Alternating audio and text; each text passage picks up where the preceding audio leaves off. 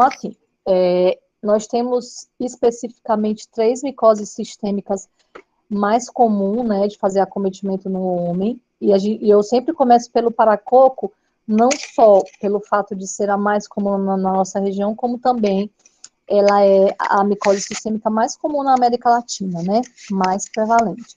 Então, a gente vai começar a aula e vocês podem ir interrompendo ao longo para poder tirar dúvida, porque como a aula é muito longa, eu acho que se a gente deixar as dúvidas para o final, a gente pode ir perdendo um pouco o time, porque eu vou seguir para coco, cripto e histoplasma, tá? Então, a gente pode ir tendo dúvida e vocês já vão interrompendo ao longo da apresentação, combinado? Bom, então a gente vai começar falando sobre a questão dos agentes etiológicos, né, que são responsáveis pela infecção da paracoccidioide micose. Antes da gente falar sobre as espécies e tudo mais, é importante que vocês tenham a compreensão de que quando a gente fala de fungos, né, alguns fungos, eles têm uma característica diferente, né, eles têm o dimorfismo fúngico. O que significa eu considerar um fungo dimorfo, né, dimórfico? Isso quer dizer que ele tem a capacidade de se comportar de duas formas, né, de formas diferentes, de acordo com a temperatura do ambiente, tá? E isso, né, essa questão conformacional, além da temperatura influenciar, também quer dizer com relação à capacidade do fungo de infectar e de causar doença, certo? Então, a gente tem 2 fungos com essa característica de dimórficos, né, de dimorfismo, que seria o paracoco e o histoplasma, tá? Então, essas espécies, elas se encontram na temperatura ambiente, né, no ambiente, em forma de propágulo, com uma forma mais filamentosa, afilada, que é essa forma da primeira imagem aqui que vocês estão vendo, tá? Essa forma é a forma encontrada no ambiente, né? E essa forma é a forma capaz de fazer a infecção, né? São os propágulos infectantes. Então, a partir do momento que essa forma que está no ambiente a uma temperatura em torno de 25, 27 graus é inalada, quando chega na temperatura corpórea, que a gente normalmente tem uma temperatura aumentada, ali em torno de 35 a 37 graus, esse fungo muda de conformação para poder causar doença, tá? Então, isso aqui é o fungo sedimórfico, tá? Ele ter essa mudança de conformação de acordo com a temperatura do ambiente para poder infectar e depois causar a doença, tá? Então, a partir do momento que ele entra no organismo e adquire essa forma leveduriforme mais arredondada, como essa foto que a gente está vendo aqui à direita, é quando ele vai poder causar a doença, tá? Essa imagenzinha aqui, ai meu Deus, eu não estou conseguindo enxergar direito. Tá.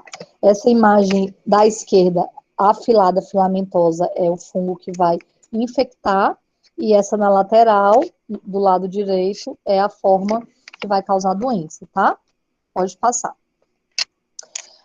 A gente tem, com relação às espécies, se vocês forem ler na maioria dos livros, vocês vão ver, basicamente, falando a respeito do paracoco brasiliensis, tá, gente? Mas, desde 2017, a gente tem um novo consenso de paracoco. Na verdade, vocês vão perceber que essas doenças, óbvio, elas entram no rol de doenças negligenciadas, né?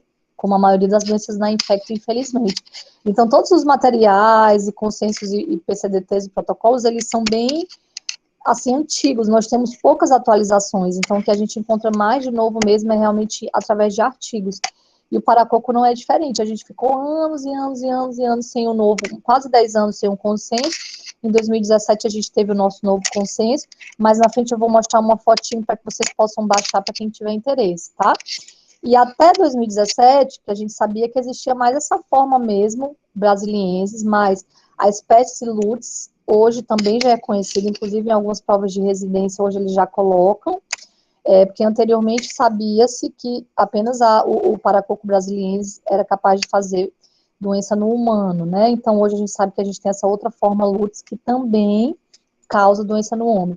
Até agora, ainda não existem artigos que mostrem que essa forma tem diferença comportamental na evolução da doença, ou seja, que seja mais virulenta, que seja resistente às nossas opções de tratamento, tá?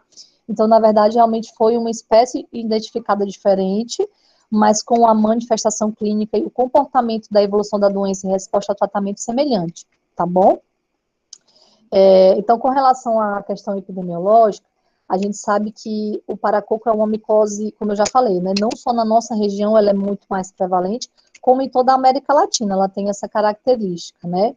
E, especialmente, ela comete homens na fase mais produtiva da vida, que é entre 30 e 60 anos, tá?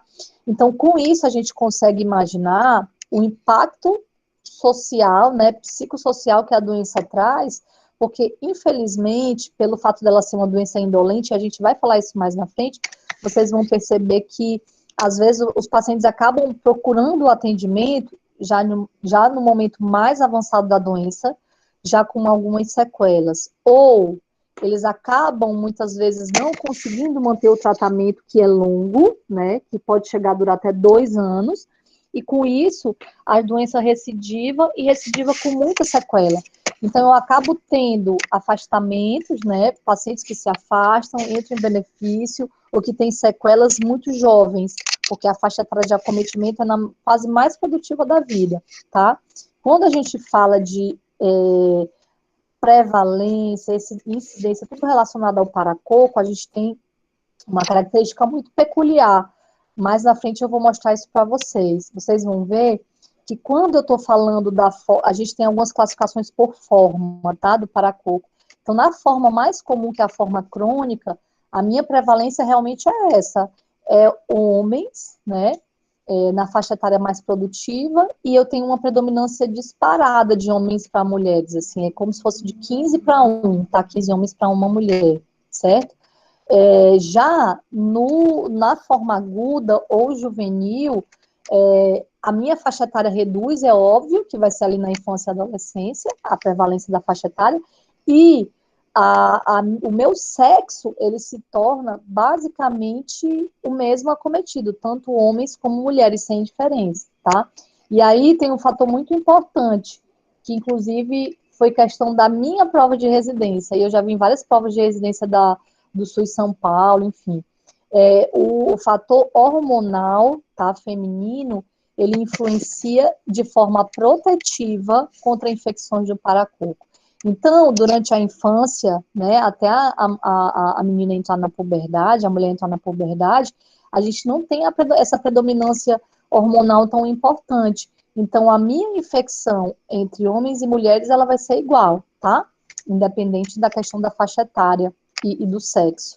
A partir da puberdade, né, então, ali após os 14, 15 anos, o homem sobrepõe as infecções nas mulheres de uma forma muito importante, que chega a ser 15 para 1, ali na adolescência para a vida adulta, tá? E isso está relacionado ao fator hormonal. Isso é importante porque na fisiopatologia da doença explica isso, e às vezes eu cobro isso na prova, tá? Então, eu acho que deu algum problema com a aula, mas eu vou continuando falando algumas coisas da parte epidemiológica, né? Então, essa questão da prevalência, do impacto psicossocial, é muito importante falar também que o paracoco na nossa região, ela se comporta de uma forma heterogênea. O que significa isso? Eu tenho uma distribuição de uma patologia heterogênea. É que no nosso país, entre as regiões, né, eu vou ter áreas de maior e menor endemicidade, porque a doença ela está muito relacionada à atividade laboral, tá? Então, mais na frente eu vou mostrar um mapa que vocês vão conseguir perceber que eu tenho áreas mais vermelhas, mais clarinhas, áreas com a média incidência, e isso vai variando de acordo com a distribuição rural do país, tá? Então, a gente tem essa característica de heterogeneidade que não é comum a outras doenças. Isso é uma característica bem peculiar da paracoccidioidomicose, tá? A maioria, né, então mais de 80% dos casos da nossa região estão restritos a 5 estados, tá? Rio Grande do Sul, Paraná, São Paulo, Rondônia e Goiás, certo? Pode passar o próximo. Bom, então esse aqui é o nosso último consenso, nosso último guideline de paracoco, tá? Ele é do finalzinho de 2017, ele basicamente, gente, não tem mudanças do nosso último mais antigo, que foi há 10 anos atrás. O que a gente tem de novo, na verdade, é essa questão da definição já da espécie Lutz, tá? Então, não temos só o Paracoccus brasiliensis, a gente tem a espécie Lutz também, tá? Envolvida. Então, isso é importante para que vocês saibam. E lá no finalzinho desse guideline, ele fala um pouco a respeito de HIV e paracoco. Então, uma coisa importante deixar clara aqui, quando a gente fala de micoses sistêmicas, a maioria delas, com exceção do paracoco, ela está associada à imunodepressão. Então, se eu tenho um paciente com AIDS, né, que manifesta criptohistoplasma, é uma doença definidora, mas aqui no paracoco não, tá? Então, independente do status imune, o paciente pode manifestar paracoco. Só que lá no finalzinho, ele bota uma observação que, na verdade, é como se a gente já fizesse meio que isso mesmo, porque pela própria condução do HIV, que é falando de pacientes HIVs que têm CD4 abaixo de 200, para manter profilaxia com sulfa. E a gente já faz isso por conta de outros oportunistas que a gente previne, né? Então, na verdade, já é uma conduta que já era tomada. Então, o guideline, ele meio que ajustou, atualizou a questão epidemiológica, ajustou um pouco o nosso mapa de heterogeneidade, que eu vou mostrar para vocês mais na frente, e falou sobre essa nova espécie, tá bom? É bom dar uma lidinha, porque ele, assim, ele é bem gostoso de ler, ele fala sobre o esquema de acompanhamento ambulatorial, como pedir exames a cada quanto tempo, sobre o tratamento, tá? Pode passar. Próximo. Bom, então aqui eu já falei mais ou menos para vocês esses detalhes a respeito dos complexos, dos grupos, subgrupos filogenéticos. Isso é uma coisa que basicamente eu não cobro em prova, porque já é uma coisa mais para especialista mesmo, para os residentes, tá? De infecto. Mas, assim, mais para que vocês saibam que o Paracoccus brasiliensis, ele tem mais 5 grupos de subespécies, tá? Que é o S1A, B, o PS2, PS3 e PS4. E assim, e aí, doutor, o que quer dizer isso? Basicamente, a diferença é o local de acometimento, tá? Então, algumas regiões são mais prevalentes determinadas espécies, porém, até o momento, a gente não tem comprovação de diferença de manifestação clínica e nem de resposta terapêutica, tá? Ou de mais gravidade com cada uma dessas espécies. Então, isso é mais a título mesmo epidemiológico, tá? E o Lutz, né, como eu falei para vocês, que é a nova espécie, ela foi inicialmente identificada no Equador, e aqui no nosso país a gente já tem 3 regiões que tem essa espécie também, mas ela não tem diferença nas manifestações clínicas, tá? Então já foi identificado em Rondônia, na região centro-oeste e aqui no Pará. Lembrando que no Pará, a nossa região do oeste do Pará, é onde a gente tem o maior número de acometimento por paracoco. Então, assim, eu fiz a minha residência em Belém, no Barros do Barreiro. E, basicamente, eu vi paracoco nos meus estágios, que eu fazia opcionais em São Paulo e aqui em Santarém, tá? Então, o que chegava de paracoco em Belém era muito raro nos ambulatórios de fungo, porque realmente essas patologias ficam mais restritas à nossa região, porque a característica da lavoura, ela é muito característica da região oeste do Pará. Então, mais na frente eu vou mostrar para vocês a epidemiologia, então vocês vão entender por que a gente é onde tem mais a prevalência dessa doença, tá? Pode passar o próximo. Bom, então aqui é esse mapa, vocês estão vendo que esse mapinha é mega colorido, né? Cada área tem uma corzinha de maior endemicidade, de média, de baixa, tá? Então, isso nada mais é que o reflexo da heterogeneidade de como, né, essa doença se manifesta no nosso país, tá? Então, a gente aqui no Pará, vocês percebem que a gente tá no mapinha vermelho, né, gente? Então, é só para poder deixar ilustrado mesmo o que eu tinha falado para vocês anteriormente sobre essa questão epidemiológica. E esse mapa vocês encontram no último guideline, tá bom? Pode passar. Bom, e aí, com relação à questão da infecção, como que acontece? Né? Como é que a gente adquire essa infecção? Então, como eu já falei para vocês, o paracoco, ele é uma doença que está muito ligada à atividade laboral, tá? Então, ao manejo do solo, gente, isso é muito importante. Então, o paciente pode até não estar atuando no momento na agricultura. Mas se a gente for puxar nos dados epidemiológicos, pelo menos na primeira ou na segunda década da vida, ele teve em algum momento contato com a lavoura. É por isso que a gente da Infecto foca tanto nessa questão de dados epidemiológicos, do inquérito epidemiológico, de investigar a vida do paciente, de cabo a rabo o que ele faz, o que ele come, o que ele bebe, onde ele anda, porque às vezes isso é uma chave para que eu faça o diagnóstico de doenças que passaram por diversas pessoas sem o diagnóstico. E o paracoco é uma delas, porque ele tem um comportamento granulomatoso muito semelhante à tuberculose. Então é comum a gente ter pacientes com paracoco sendo tratado por tuberculose sem melhora, tá? Então, lembrem, o senhor é agricultor? Não, mas já foi em algum momento na sua vida, o senhor já esteve na lavoura, já ajudou seu pai ou sua mãe na lavoura quando era criança? Isso é muito importante, tá? Então, essas imagens ilustram essa questão da atividade do manejo do solo relacionada à infecção, e ali no solo eles vão estar presentes nessas formas de propágulos infectantes, né? Lembrando do dimorfismo do fungo, que a gente já falou anteriormente, ele se encontra nessa forma filamentosa dessa primeira imagem central.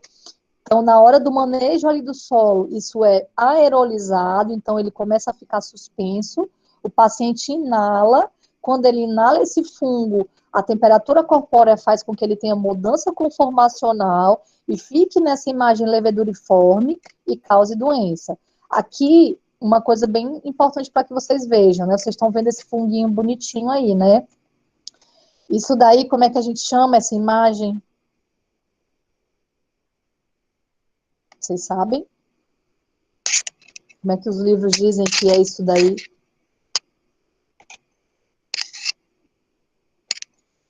Tem alguém aí? Cadê vocês? Vocês estão me ouvindo, gente? Então, professora. Então, o que que significa esse bichinho aqui do meio?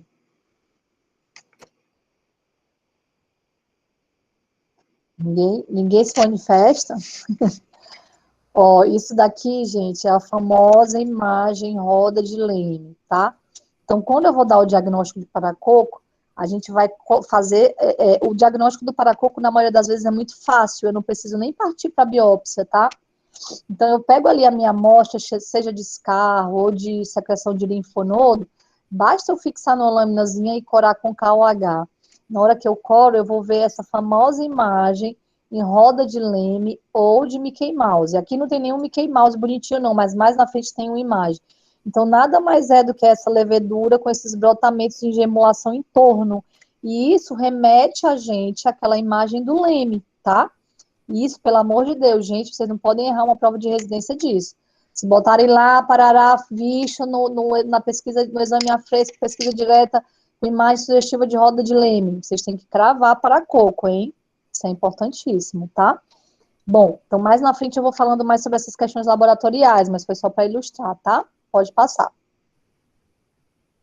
Bom, essa foto também é uma outra foto que eu trouxe, eu já acabei explicando isso daqui, mas é mais uma fotinha também do último guideline, falando um pouco a respeito da questão da forma da fisiopatologia da infecção. Então, está relacionada à questão do manejo do solo, as formas filamentosas são aerolizadas, elas são inaladas, lá eu tenho uma mudança conformacional através da temperatura corpórea, e aí a gente vai ter os desfechos, né, que é poder ou não ter doença de acordo com a minha realidade da resposta celular. Pode passar.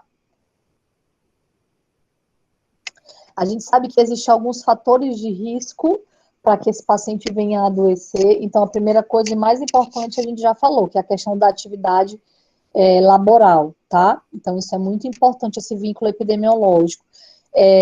Aí, como eu já até citei também, o paciente pode até não estar atuando, mas nas 2 primeiras décadas de vida, em algum momento, ele esteve na atividade laboral, tá? Então, isso é importante. O tabagismo, é óbvio que, como em outras doenças respiratórias, assim, o tabaco, ele acaba alterando as estruturas ciliares e epiteliais de defesa, então deixando o paciente realmente mais suscetível não só à infecção de paracoco, como a várias outras infecções virais e bacterianas, tá? E o etilismo em decorrência da desnutrição que ele ocasiona, então acaba deixando também o paciente mais suscetível a formas da doença e fazendo com que ele não tenha uma resposta celular tão eficaz para poder controlar esse contato inicial com o paracoco, tá? Próximo. Bom, então, a evolução natural. Então, continuando lá aquela imagem que a gente botou lá do guideline, onde fala da questão das formas de infecção. Então, a partir do momento que eu entro em contato com a temperatura corpórea e mudo a minha conformação, aí eu vou ter vários desfechos, né? Então, se eu tiver uma resposta inata eficaz, eu vou conseguir controlar a minha doença e vai ficar tudo ok. Eu não vou ter nenhuma manifestação e eu não vou ter infecção pelo paracoco. Isso é mais ou menos como ocorre em outras doenças granulomatosas, como a TB, por exemplo, tá, gente? Isso está muito relacionado ao status imune individual, não tem como a gente prever essa evolução da resposta inata. E o paciente pode ter a infecção. Quando ele se infecta, nós temos a porcentagem de pacientes assintomáticos e realmente os pacientes que fazem sintomas, e aí a gente tem um pleomorfismo importantíssimo em torno do paracoco, que eu vou falar mais na frente. Por isso que eu gosto tanto de doença fúngica, assim, porque eu acho que ela é muito dinâmica, ela é muito diversa, e eu sempre falo, assim, que fungo e paracoco e TB só não dá na unha e no cabelo, porque no resto, tudo que é lugar do corpo eu já vi acometimento por essas patologias. Então, é muito assim, diverso, né, e isso é uma coisa que a gente que faz infecto, que gosta dessa diversidade que a especialidade traz, o fungo e a tuberculose é um prato cheio para isso. Então, a partir do momento que o paciente tem a doença, ele vai ter 3 desfechos. A cura, né, que é óbvio que é a maioria dos casos, o óbito, que infelizmente acaba acontecendo, porque vocês vão perceber que na evolução da doença, a gente pode ter acometimento de vários órgãos importantes, né, e infelizmente, pelo fato da doença ser indolente, ela vai evoluindo, até que chega um momento em que o paciente está com comprometimento pulmonar importante, já em insuficiência respiratória, e demora muito a buscar o atendimento. Então, assim, vocês têm a noção da nossa realidade. Então, a gente tem, aqui na nossa região, algumas peculiaridades no atendimento que faz com que, muitas das vezes, a chegada desses pacientes até nós sejam dificultados por diversas realidades. Então, a gente tem a população ribeirinha, a gente tem as populações quilombolas, a gente tem os indígenas, nós temos os pacientes de garimpo, a gente tem os pacientes de zona rural. Então, todos eles em condições sociais diversas e o acesso à saúde é dificultado. Então, essas pessoas que adoecem de paracoco, mais de 99% delas são pessoas de baixa renda, né, agricultores ou que moram em áreas mais distantes, que até chegar até nós, a doença já está numa situação bem mais complexa. Então, o óbito e as sequelas acabam se tornando uma realidade um pouco mais frequente do que em outras regiões aqui com a gente, tá, gente? Isso, para quem passa com a gente na Infecto, fica bem evidente, assim, essa dificuldade de acesso da nossa região. E as sequelas, elas são, infelizmente, comuns, né, em decorrência da característica da doença. Então, é uma doença granulomatosa que, em seu processo ali de cicatrização, tem toda aquela deposição de colágeno, enfim. Mais na frente eu vou mostrar para vocês que, principalmente na questão das recidivas, que elas são muito comuns porque o paciente acha que está bom e para o remédio, cada vez mais eu vou tendo ali piora do meu processo inflamatório local, então eles acabam tendo cicatrizes na região da boca, para abertura bucal, estenose da via aérea superior de traqueia, então são várias sequelas que a doença traz em decorrência dessa característica do seu processo fibrocicatricial, tá bom? Mais na frente a gente fala um pouquinho disso também. Pode passar. Bom, então, com relação às classificações, né? Vocês vão ver várias classificações aí em vários livros diferentes, em artigos e tudo, então tentei resumir algumas aqui, que vocês vão ver, tá? Então, assim, normalmente, gente, o mais comum é a gente classificar entre a forma aguda juvenil e a forma crônica, tá? Isso é o mais comum que vocês vão ver em livro, certo? Então, essa forma juvenil, ela é diferente da forma crônica, muito mais indolente. Então, isso faz com que as formas de manifestação clínica, na maioria das vezes, não sejam leves, tá? Então, sempre a gente subclassifica essa forma juvenil em moderada ou grave, porque eu tenho um acometimento sistêmico É muito importante, vocês vão ver mais na frente quando eu mostrar alguns exemplos clínicos, tá? A forma do adulto, que é a forma crônica, que é a mais comum, ela pode ser leve, moderada e grave, tá? Então, mais comumente, ela se manifesta de forma leve ou moderada, porque às vezes é só uma lesãozinha de pele, ou uma lesãozinha de pele mucosa, uma coisa mais indolente, tá? Nem sempre fazendo acometimento de órgãos-alvos, certo? Raramente a gente tem a forma mista e existe ainda a forma sequelar, como eu já citei para vocês anteriormente, tá? Pode passar.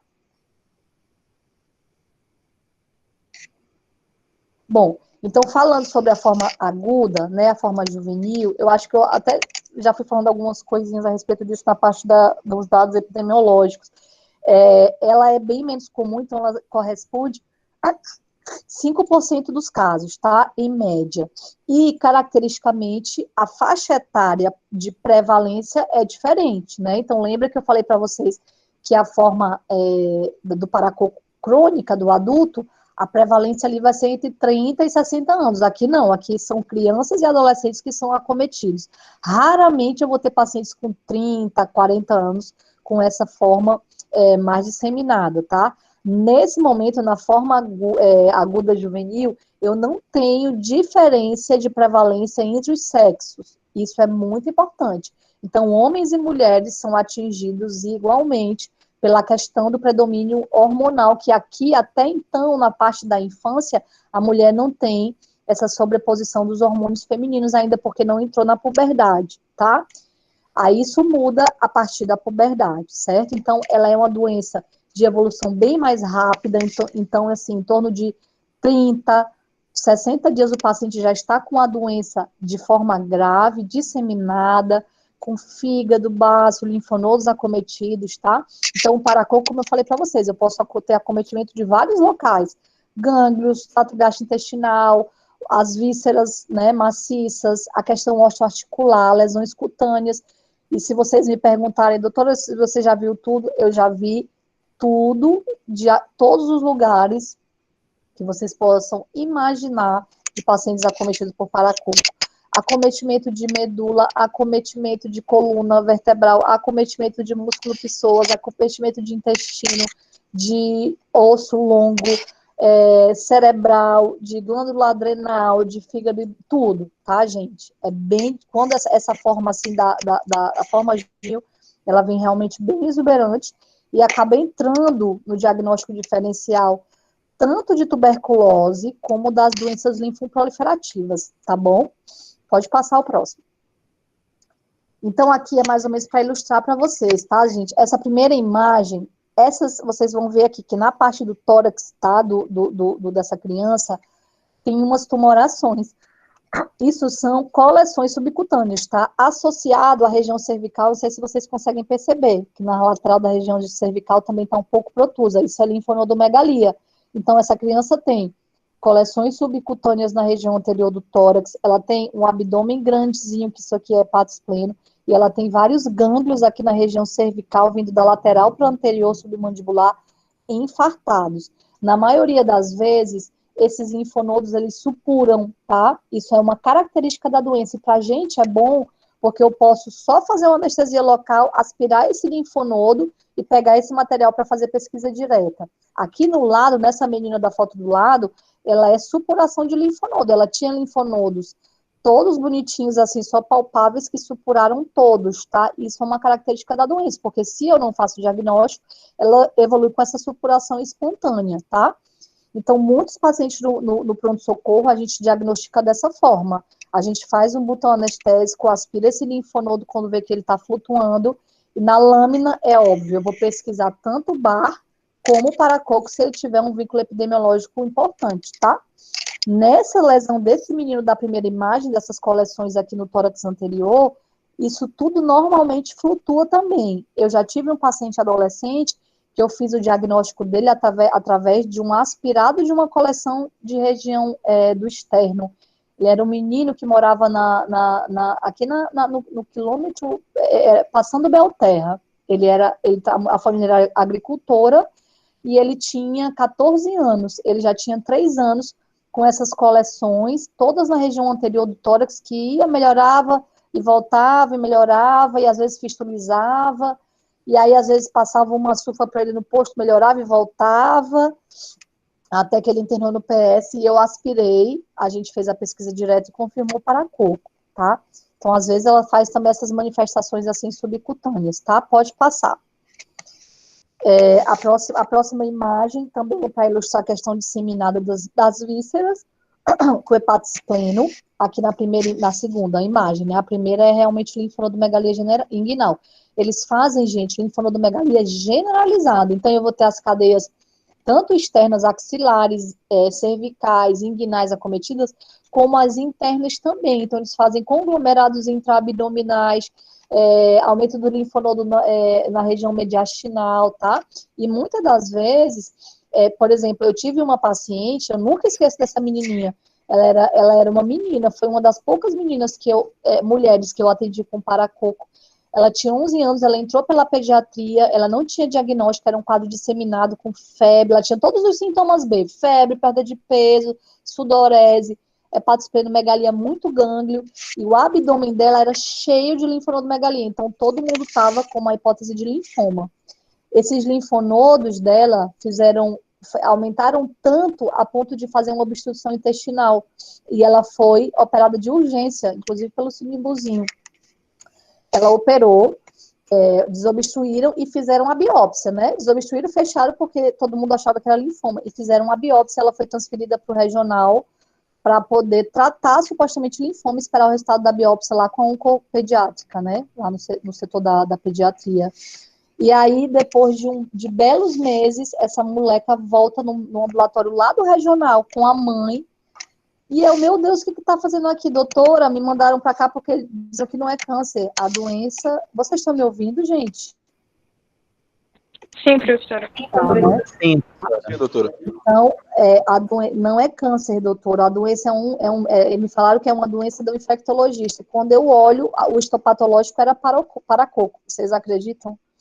Então, ela foi para casa com a analgesia meio que assim, vai para casa para esperar o histopatológico e ver o que dá, né? Depois faz quimio e tal.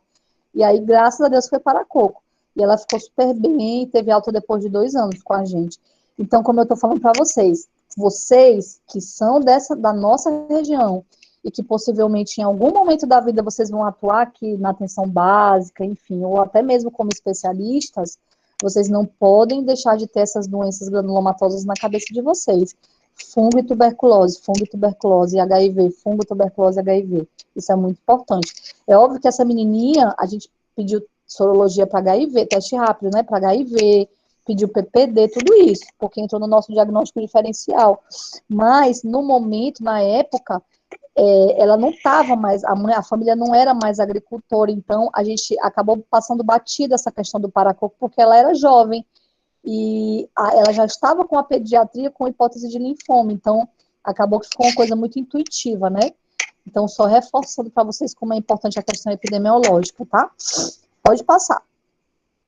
Bom, aqui, gente, já são formas, que aí eu falei para vocês, é menos raro, mas existe, né? A forma aguda no adulto, tá?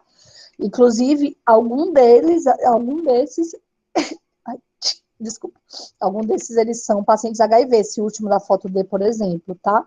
Então, aqui são pacientes com linfonodomegalia. Olha esse A, como esse paciente está cheio de ganto. Olha o negócio desse, tu acha que é linfoma, né? Porque é uma coisa muito exuberante. Então, ocasionalmente a gente vai ter. Eu tive pouquíssimos, assim, digo para vocês, pouquíssimos casos dessa forma aguda em adultos, tá? Mas eu acho que, se eu não me engano, foram 2 pacientes, assim, eu tenho bem de cabeça, que eles foram pacientes, inclusive, do municipal, e um deles acabou evoluindo a óbito.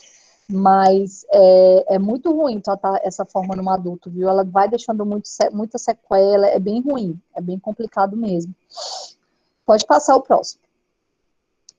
Bom, e aí, falando sobre as características da doença crônica no adulto, né, então, ela realmente é a que é mais predominante, a gente tem em torno de 90% dos pacientes apresentam essa forma, tá, gente? Então, como eu já falei para vocês, ela predomina na faixa etária mais produtiva da vida, entre os 30 e 60 anos, onde o sexo masculino tem uma predominância de 15-1, então é muito importante essa diferença, tanto que em adultos eu nunca atendi mulher, eu já atendi meninas, crianças, mas adulto não.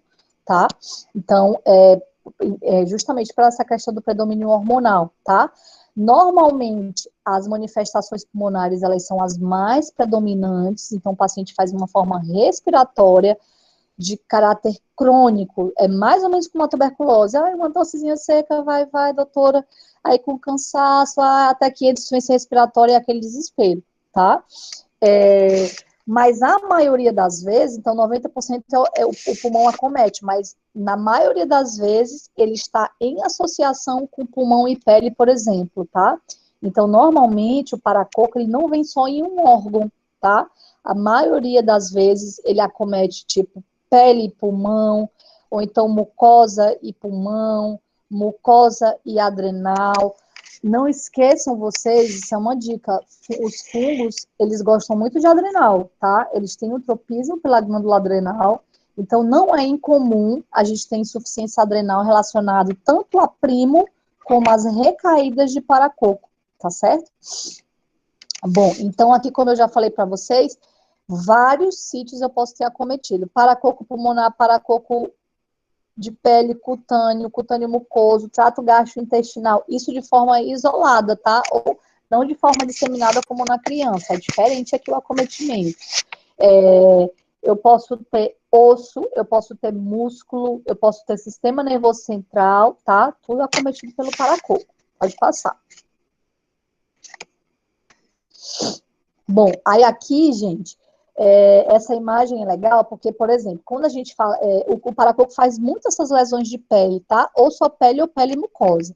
Quando a gente fala de LESH, por exemplo, que é uma patologia que também é muito comum na nossa região e que faz muito diagnóstico diferencial com PB micose, né, que é o paracoco, a gente tem uma imagem, uma úlcera muito característica na LESH, né? Então, a LESH, vocês vão ver que é aquela lesão com bordas infiltradas, elevadas em moldura, né? No livro fala assim, né? Uma imagem em moldura, com fundo granulomatoso, tarará. Então, a LESH, ela é uma lesão, na maioria das vezes, muito característica. Aqui, no paracoco, não, tá? Então, eu posso ter o pleomorfismo também no acometimento, né? Na verdade, na manifestação das lesões dermatológicas. Então, por exemplo, olhem vocês, essa primeira imagem aqui, cara, se eu olhar, eu posso dizer, quem já passou com a gente no CCZ, eu posso tranquilamente dizer que entraria no meu diagnóstico diferencial primeiro LESH, tá? Porque eu tenho aqui uma úlcera com a borda toda infiltradinha, fazendo um centro aqui, o cerado central e tudo mais. Então, sem dúvida nenhuma, calharia com paracoco. Agora, olha já ao lado, já uma lesão totalmente diferente, ulcerada infiltrativa, né, com bordas irregulares, podendo ser uma neoplasia, né, sem dúvida nenhuma. Então, isso também é uma característica do paracoco na pele. Eu não tenho uma lesão específica do paracoco, tá, como a gente tem na LESH. E vocês estão vendo essa lesão aqui na boca, né, então por aqui vocês imaginam, olha só isso daí. Então, esse paciente, eu não tenho dúvida nenhuma de que ele vai ter sequela. Vocês têm não, né, gente? Olhando para essa imagem, vocês já conseguem observar que ele, sem dúvida nenhuma, ele vai ter restrição da abertura bucal, porque isso aqui, quando cicatrizar, vai deixar restrição na abertura pelo processo inflamatório cicatricial. E é isso que acontece nas sequelas. Eu já tive pacientes que eu acompanhava no meu ambulatório de fungo, lá em São Paulo, na época dos estágios da residência, que eles se alimentavam por canudinho, porque a fibrose e as recidivas eram tão importantes assim, que ele ficou com uma abertura bucal ínfima, que ele não consegue nem se alimentar, ele tem que só ingerir líquido por canudinho. Isso eu acho que eu tenho até uma imagem mais na frente, tá? Então, o paracoco, ele tem um tratamento longo, e o paciente com 30 dias ele tá bom. Então, o mais importante quando a gente está tratando um paciente de paracoco é fazer ele compreender, ele ter essa consciência de que, apesar dele melhorar no primeiro mês, eu só vou conseguir matar o fungo com um ano e meio ou 2 anos, dependendo da minha classificação da doença, tá? Então, por isso que o nosso vínculo médico-paciente é tão importante, porque eu tenho que amarrar ele em mim a ponto dele confiar de que ele tá bom com 30 dias e ele vai ter que continuar tomando remédio sem sentir nada, porque senão essa doença volta, e ela volta dessa forma nessa foto. ela volta já deixando sequelas e restrições. E nem sempre ela volta no mesmo sítio, às vezes ela pode recidivar em outros sítios, tá? Então, eu já tive paciente que começou com pele e recidivou depois no psoas, e aí depois tratou e recidivou já na vértebra, já ficou paraplégico. Eu já tive paciente que recidivou no trato gastrointestinal. Então, eles podem tanto piorar a lesão pré-existente, como fazer infecção em outro sítio, tá? Na hora da recidiva, certo? Pode passar. Ó, aqui já é também mostrando para vocês outras formas que também entra na nossa região leste, tá, gente? Aqui, olha essa lesão de mucosa aqui, como é importante o acometimento, né? Já com destruição de septo nasal, terrível. E aqui, mais uma vez, reforçando, na nossa região, duas coisas são muito importantes nessas regiões de mucosa nasal: leste e paracoco, tá, gente? E quando eu falo de leste mucosa, eu não consigo fazer diagnóstico com raspado direto, eu preciso partir para biópsia, tá? Então, a maioria desses pacientes realmente vão só conseguir ter o seu diagnóstico diferencial após a biópsia, tá? Essa outra imagem ao lado é de um acometimento só da região da gengiva, certo? E isso é muito semelhante à estomatite moriforme, que a gente chama, né? Vocês percebem, é bem infiltrada. Às vezes, o paciente aqui, às vezes ele até demora muito até chegar até nós, porque ele começa a achar que é só uma gengivite, tá? Eu acho que, se eu não me engano, tem alguns slides que mostram mais na frente a gengiva já toda infiltrada. Então, às vezes, eles começam assim, com esse sangramento gengival mais fácil, achando que é uma gengivite, e aí a doença vai evoluindo, tá? Pode passar, próximo. Aí, realmente, só biópsia para o diagnóstico. Ó, isso aqui que eu tô falando, tá? Tipo uma estomatite moriforme. Aqui, esse paciente começa com a gengiva e vai infiltrando tudo, todo o palato duro e mole. Aqui só biópsia, tá, gente? Porque realmente é complexo para a gente dar diagnóstico em pesquisa direta de raspado de mucosa. Não só na leste, como aí no paracoco também. Próximo.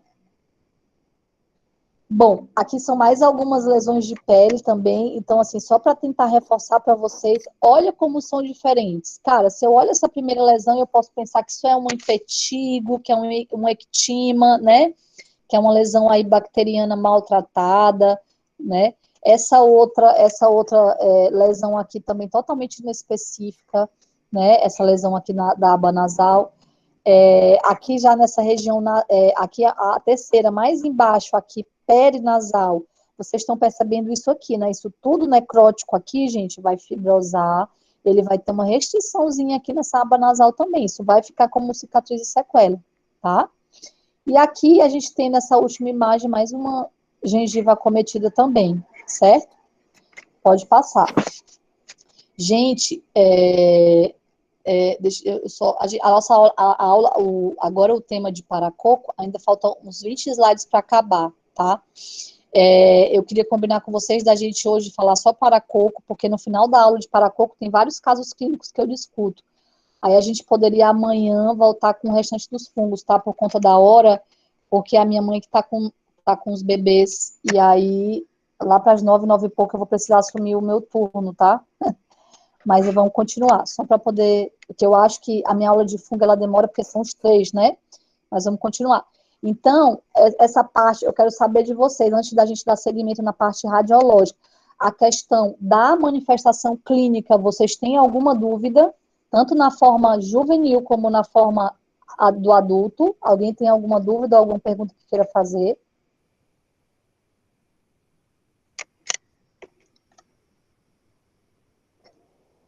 Gente, tem alguém aí? Oi, doutora, estamos sim. A gente viu lá no CCZ, nos casos de leishmaniose, geralmente são lesões não dolorosas, né? Indolores. Aham.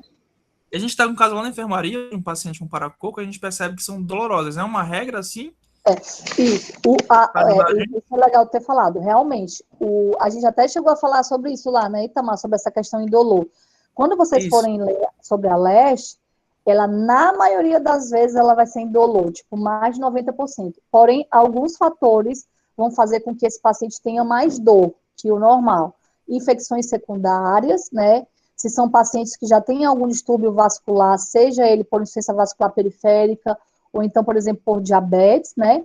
E quando eles vão para a consulta muito próximo a fazer a pesquisa direta, porque a pesquisa direta ela é super incômoda, eles têm que escarificar toda a borda da lesão, então isso deixa o aspecto muito doloroso, a lesão fica muito dolorosa, tá?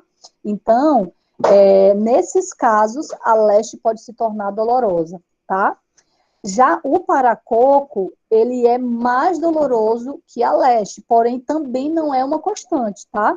Mas as lesões tendem a ser um pouco mais incômoda, certo? Mas não é uma constante, tipo assim, ter leste não dói, ter paracoco dói, tá? Isso oscila, não é uma constante, mas a tendência que a gente observa é que é realmente um pouco mais dolorosa, tá?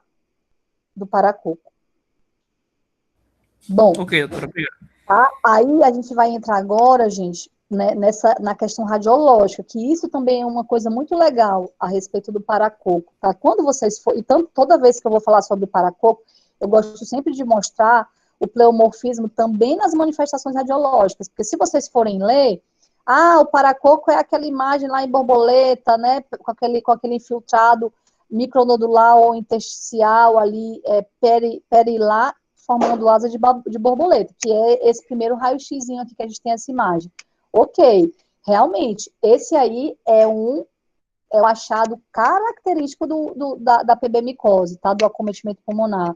Então, esse infiltrado intersticial perilar, tipo asa de borboleta, é muito clássico de paracoco, que é o que vocês vão ver no livro. Porém, da mesma forma que na pele e que em todos os outros órgãos ele se comporta de forma diversa, pleomórfica, tá? Aqui nos achados radiológicos também, tá? Então, eu vou ter, claro, esse mais comum, como eu posso ter até cavernas, derrame pleurais, enfim, tá? Aqui no lado é um paciente também com infiltrado intersticial micronodular difuso. Se vocês olharem essa outra imagem, vocês podem pensar que isso é uma TB miliar, que isso é uma histoplasmose, que isso é uma metástase de tireoide, né? Que é uma outra doença que faz esse padrão também assim, que diferencia dessas doenças granulomatosas com esse padrão de acometimento intersticial. Mas essas duas imagens radiográficas que eu trouxe para vocês são as mais comuns do paracoco. Mas a gente não pode esquecer que ele pode ter qualquer manifestação radiológica, tá bom? Próximo slide. Uma coisa importante, antes da gente passar para essa imagem aí, que agora eu quero que vocês falem, que só está eu falando. Toda vez que eu tiver um paciente com lesão de pele ou de gânglios que for diagnosticado paracoco, é muito importante que eu faça imagem radiológica do tórax. Por quê? Lembra que eu falei lá no início que 90% dos pacientes também têm o pulmão acometido, tá? 25% vai vir só o pulmão, mas em até 90% vem pulmão em algum outro órgão.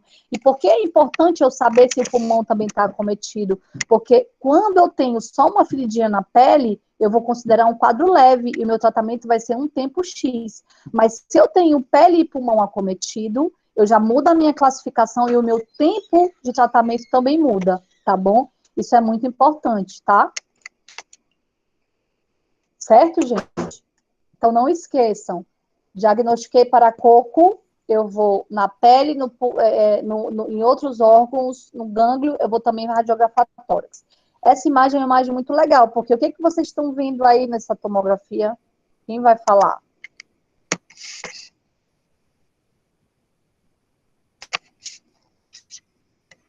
Hein, galera? Bora? Alô? O que eu tô vendo aqui? Nessa base aí, mais embaixo, esse negocinho aí oco, o que é isso aí? Uma lesão cavernosa?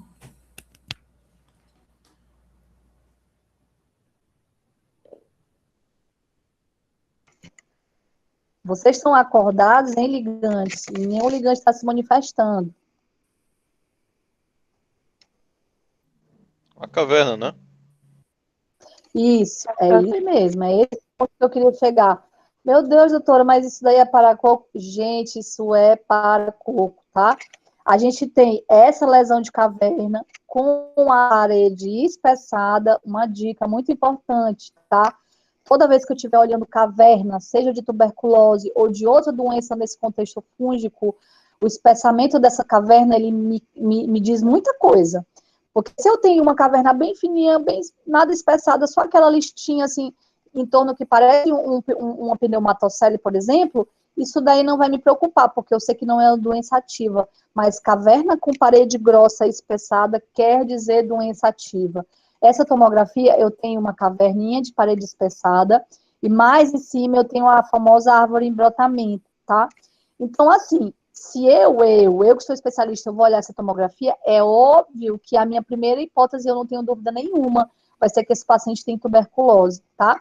E assim vocês têm que pensar também, gente. Por quê? Porque a tuberculose, ela é muito mais comum, especialmente na nossa região, do que paracoco. Mas, não se esqueçam que se o paciente não vem com carro positivo, não vem com PPD positivo, ou ele não responde à prova terapêutica de vocês, algo está errado. Eu tenho que rever a minha epidemiologia, eu tenho que voltar e perguntar se esse cara já foi agricultor, eu tenho que lembrar do fungo, tá? E aqui no paracoco é muito importante um detalhe. A gente tem muito, inclusive nesse guideline que eu mandei que eu mostrei a foto para vocês, nesse guideline tem uma partezinha final falando só sobre a co-infecção TB paracoco, que ela também existe, tá? Então, quando eu estiver diante de uma caverna, eu vou pensar em TB, vou seguir como TB, vou pedir os scouts, vou pedir PPD, tá? Ou eu posso até entrar com prova terapêutica. Não deu certo, não esqueço de pensar em paracoco. Quando eu cheguei aqui em Santarém, eu nunca esqueço desse caso. Ele era um paciente que ele era do BEC. Ele era militar do BEC.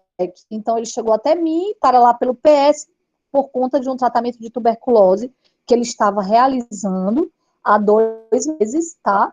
Realmente com BAR positivo, PPD positivo, tudo direitinho.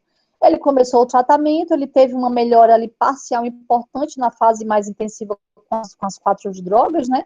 Quando chegou no 2º mês, ele começou a não responder mais ao tratamento. Ele mantinha febre, mantinha expectoração sanguinolenta, tal. E aí a gente refazia a tomografia e era florida, meu Deus, era árvore em brotamento, era um monte de caverna. E aí, o que a gente pensou inicialmente? Caramba, se esse cara tem um BAR positivo no início, é óbvio que ele está com alguma tuberculose multiresistente. É bem possível. Aí a gente seguiu a rotina de TBMR, coleta escarro com cultura, faz o Gene Expert, tudo dava negativo dele. E era um paciente que, assim, bem aderente, ele tinha um pouco de informação. Aí, cara, tudo vinha negativo. O senhor vai precisar de uma broncoscopia com biópsia transbrônquica, porque eu preciso saber o que está acontecendo. Eu faço pesquisa para fungo, não vem nada. Eu faço os seus escarros para TB e cultura, vem tudo negativo. Alguma coisa tem. Aí, ele tinha um plano, aquele plano que tem lá do BEC, eu não sei qual é o plano. É um plano que tem, aqui é ruim, mas lá em Belém tem vários lugares. Aí, eu liguei para uma infecto minha, que atendia esse plano, amiga minha, e ele foi para lá fazer a broncoscopia com biópsia transbrônquica. E na biópsia da bronco veio paracoco. Vocês acreditam? Então, ele realmente teve tuberculose e ele tinha melhorado porque ele estava em tratamento da tuberculose, mas o fungo foi avançando. Então, assim, 2 coisas que é importante para que vocês lembrem. Que nem tudo que tem caverna é tuberculose, tá? Então, aí o paracoco para poder comprovar isso. E eu posso ter, sim, associação TB paracoco. Então, apesar da gente ver que não é comum em livro, isso ocasionalmente vai cair no nosso colo, tá, gente? Então, é óbvio, isso é da minha especialidade, então é claro que eu vou ver muito mais essas coisas atípicas do que um generalista ou um não especialista, né? Mas isso ocasionalmente pode ser a realidade de algum de vocês na UBS, tá? Então, só para que vocês fiquem sempre atentos para isso. Então, o paracoco pode sim dar árvore em brotamento, ele pode dar cavernas, ele pode fazer consolidações, ele pode fazer derrames pleurais, que são raríssimos, então nem sempre eu vou ter aquela manifestação de asa em borboleta, como a gente mostrou na imagem anterior, tá bom? Próximo. Doutora, eu tenho uma dúvida. Pode falar. No caso, essa co-infecção que a senhora falou, no caso da TB com o paracoco, ela acontece em indivíduo imunocompetente ou ela é mais característica de indivíduo Muito importante você falar isso. Ele acontece em pacientes imunocompetentes, porque, lá bem no início eu disse, o paracoco, ele não é uma doença relacionada à imunodepressão. Então, entre as micoses sistêmicas, eu vou ter o histoplasma e o cripto como definidora, né? mas o paracoco não, ele não está relacionado ao status imune, tá? Então, por exemplo, esse paciente em especial, ele era um senhor de 58 anos, ele era diabético, tá? E ele, durante até 23 anos, até ele entrar no BEC, ele trabalhava na região aqui que o pessoal chama da poeira, né, placas, não sei o que, essas regiões aqui da estrada. A família dele era agricultora lá do sul, então ele passou a infância e a adolescência em contato. Só que assim, como ele veio, isso é óbvio, que isso eu só fui questionar depois que ele voltou com a biópsia, mostrando que era fungo, porque até então a gente estava muito focado nessa questão da tuberculose resistente, porque ele tinha um bar positivo de início e tinha um PPD alterado, entendeu? Então ele realmente teve tuberculose, sim. E às vezes o que acontece? Como o paracoco é uma doença muito indolente, a tuberculose pode ser o gatilho para essa doença que estava quiescente, entendeu? Então é óbvio que assim, a tuberculose ela é muito incidente na nossa região. Então por isso que essa associação ela se torna mais comum do que em outros locais. E não necessariamente vai estar relacionada a um contexto de imunodepressão. Por exemplo, eu nunca tive um paciente HIV até agora que ele teve TB e paracoco, por exemplo, tá? É óbvio que pode ocorrer sim, né? Porque ele está imunodeprimido, então a TB é muito mais comum no paciente HIV. Agora, eu já tive mais pacientes imunocompetentes do que HIV que tem TB e paracoco, certo? Então, é importante porque toda vez que você for ler sobre paracoco, lá vai deixar bem claro, não é uma micose oportunista, tá? Tá certo, Danilo? Doutora? Pode falar. Certo, doutor. Obrigado. Doutora, e o paracoco, ele também, ele cursa com sintomas sistêmicos, febre, entre outros? Sim, também a gente também tem sintomas constitucionais associados. Perda ponderal, cefaleia, adinamia, eu posso ter febre também, tá? Então entra também com esses sintomas todos assim constitucionais. É muito mais intenso na forma aguda juvenil, mas eu também posso ter nessas formas crônicas, por exemplo, pulmonares, entendeu?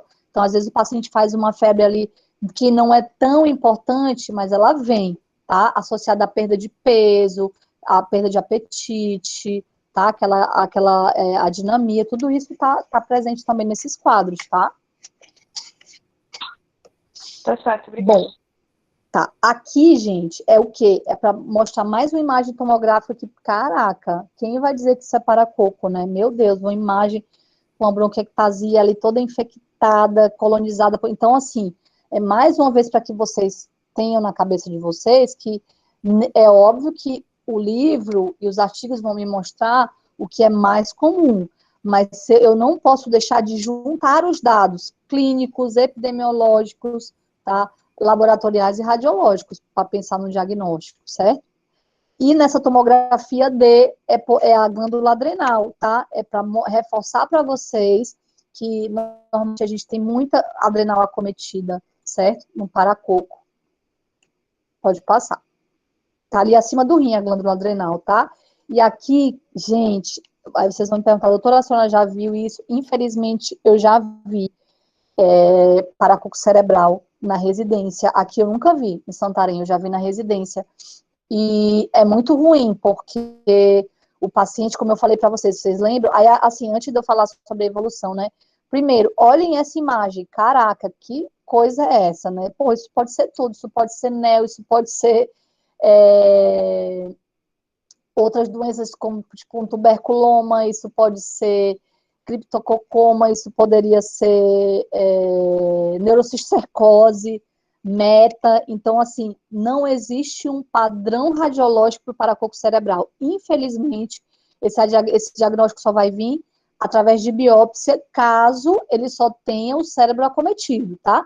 Porque, por exemplo, esse paciente que eu acompanhei na residência, ele tinha pulmão, paracoco em mucosa e pulmão, e fez uma lesão cerebral na recidiva. Então, a gente não precisou biopsiar, porque, óbvio, né, que esse contexto de biópsia do sistema nervoso central é muito mais complexo. Então, ele já tinha um diagnóstico prévio, e aí a gente discutiu a imagem com o radiologista, ele falou, não, é isso mesmo, comece o tratamento e a gente vai ver como ele evolui, né? Então, ele realmente foi um paracoco no sistema nervoso central. Mas o que eu ia falar não é nem com relação ao tratamento nem nada, é com relação ao pós. Então, como eu falei para vocês, deixa muita fibrose, sequela e tudo mais. E esse paciente em questão, ele acabou tendo como sequela crises convulsivas de difícil controle, tá? Então, eu posso deixar uma região ali de cicatriz, de fibrose, que gera impulsos epileptiformes e o paciente realmente tem a convulsão como um dos principais fatores complicadores do acometimento do sistema nervoso central, tá bom? Próximo. Bom, aí agora a gente vai entrar na questão do diagnóstico, né? Então, o padrão ouro é o quê? É eu ver o bichinho, eu ver aquela famosa roda de Lehmann ou Mickey Mouse. Então, a primeira coisa que vocês precisam saber é que o diagnóstico do paracoco, ele pode ser muito fácil, gente, tá? Eu posso fazer isso com um exame a fresco na pesquisa direta para basicamente todos os sítios, desde que eu consiga um material. Então, eu posso pegar a minha ferida e fazer o raspado, botar na lâmina e corar com OH e ver o Mickey Mouse ou a roda de Lehmann. Eu posso pegar o meu escarro, botar na lâmina e corar com KOH e ver minha roda de Lehmann, e assim a gente dá muitos diagnósticos lá no pronto-socorro. Eu posso pegar o meu linfonodo supurado e aspirar e botar na lâmina e corar com KOH e dar o diagnóstico. Eu posso pegar a minha coleção subcutânea, aspirar e enfim. Então, meu material intraoperatório, então, tudo isso, todos os meus órgãos e os fluidos, tudo que tiverem acometido, eu pego, coro e faço o exame a fresco. E assim a gente consegue dar muito diagnóstico, tá? Então, o padrão ouro é a gente ver. É óbvio que em alguns casos, pelo fato de ser muito treinador dependente, ou pelo fato de eu não ter conseguido uma coleta bacana, adequada de material, eu vou partir para biópsia. E isso é uma realidade. Então, às vezes, a gente só consegue realmente o diagnóstico com biópsia, tá? Lembrando que eu posso também pegar todos esses materiais. Então, por exemplo, eu aspirei um linfonodo, eu fiz a pesquisa direta, não deu nada. Mas eu pego isso e mando para a cultura, que a minha especificidade é muito melhor. E eu consigo também dar diagnóstico. A gente aqui tem uma restrição muito grande de meio diagnóstico. Quem passa com a gente na Infecto vê que a gente fala muita coisa do que é possível fazer para diagnosticar, mas a gente acaba fazendo muito empirismo, porque a gente não tem acesso a culturas especializadas para fungo, para micobactéria, as biópsias demoram demais. Então, muitas das vezes, a gente acaba partindo para o mais provável e vai fazendo tratamento empírico, porque o paciente ele não pode esperar, né? Quando ele chega até nós no pronto-socorro, ele já está numa situação realmente crítica, que ele não consegue esperar 30 dias por uma biópsia. Eu não consigo esperar 60 dias para um fungo crescer numa cultura, caso ele consiga pagar particular, ou às vezes até a gente paga particular pelo paciente, né? Então, quando é possível fazer exame a fresco, para a gente é maravilhoso, porque a gente agiliza muito, tá? Então, todos os materiais eu posso fazer pesquisa direto, fazer biópsia e fazer cultura. E óbvio que existem também os meios sorológicos, que também não é a nossa realidade, tá? Os meios sorológicos, a gente tem alguns métodos, que é a imunodifusão dupla, o ELISA, tá? E a contra-imunoeletroflorese. A gente usava muito na residência a imunodifusão dupla. Como é que é essa? Assim, na verdade, não para dar diagnóstico, porque a maioria deles vinham com diagnóstico ou da pesquisa direta ou através de biópsia. Mas a imunodifusão dupla, ela é uma sorologia titulada, sabe? Tipo, por exemplo, a sífilis, que vem um para 100 tananã, um para... Então, para a gente, no acompanhamento dos retornos ambulatoriais, eu usava sempre a queda da minha titulação. Então, a imunodifusão dupla, ela me ajudava muito como critério de cura, porque aí o paciente ia 1 para 100 e tanto, ia baixando até que ele negativava lá com 2 anos e estava com tudo bem, a gente dava alta, tá? Então, vocês podem ler em alguns artigos ou no guideline falando a respeito do acompanhamento de critério de cura com a imunodifusão dupla. Não é a nossa realidade. Aqui a gente dá alta por cura baseada nos critérios clínicos, laboratoriais e radiológicos, tá, gente? Próximo. E aqui é mais ou menos assim para poder ilustrar para vocês, tá? Essa primeira imagem é uma foto de cultura do paracoco, tá? Só para poder deixar ilustrado. Ali, aqui já mais embaixo, gente, aqui na figura C, certo? Que a gente vai ter a pesquisa. É assim que eu vejo nessa figura C. É assim que eu vejo quando eu faço as pesquisas diretas lá no municipal. Então, vocês observam que eu tenho a minha formazinha leveduriforme e em torno dela tem umas bolinhas, né? Vocês estão vendo isso. Aqui na imagem D, que já é uma imagem corada, né, um corte também corado, de pesquisa direta, só que a coloração ela foi diferente. Olha como é que fica em torno essa gemulação. Então, isso daí, gente, é o famoso roda de Leme, ou Mickey Mouse. Então, às vezes, vem só a levedura principal e duas bolinhas, que é a orelhinha do Mickey. E, às vezes, vai ter a levedura principal com um monte de gemulação de brotamento em torno, que fica essas bolinhas menores simulando roda de Leme. Então, se eu botar isso na prova e alguém errar, você já sabe, né? Pelo amor de Deus, isso eu já estou dando uma dica, e dica de prova de residência, que eles botam sempre uma questão de fundo, tá? Então, roda de Leme ou Mickey Mouse, cravem para coco. E embaixo, tá? Já é a questão histológica. Então, olha ali pela histologia como também vem a mesma coisa. A mesma coisa. É a levedura central com um monte de bililotinho lá em torno, tá? Eu tô esquecendo que quem tá com a aula é a Grazi, eu tô mexendo aqui meu mouse, mas acho que sou eu que tô vendo. Mas aí tenta pôr aí, Grazi, para eles verem nessa última. Essa última aí que tu botou é o Mickey Mouse, tá vendo? Tem uma com duas bichinhas, ó. Essas duas bolinhas aí é o Mickey Mouse.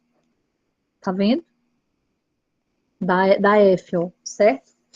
Então é isso, gente. Então, assim, realmente, se a gente olhar isso daí, não tem para onde correr. Cravar para coco e começar o tratamento e ir pro abraço, para curar o paciente, certo? Pode passar para a próxima.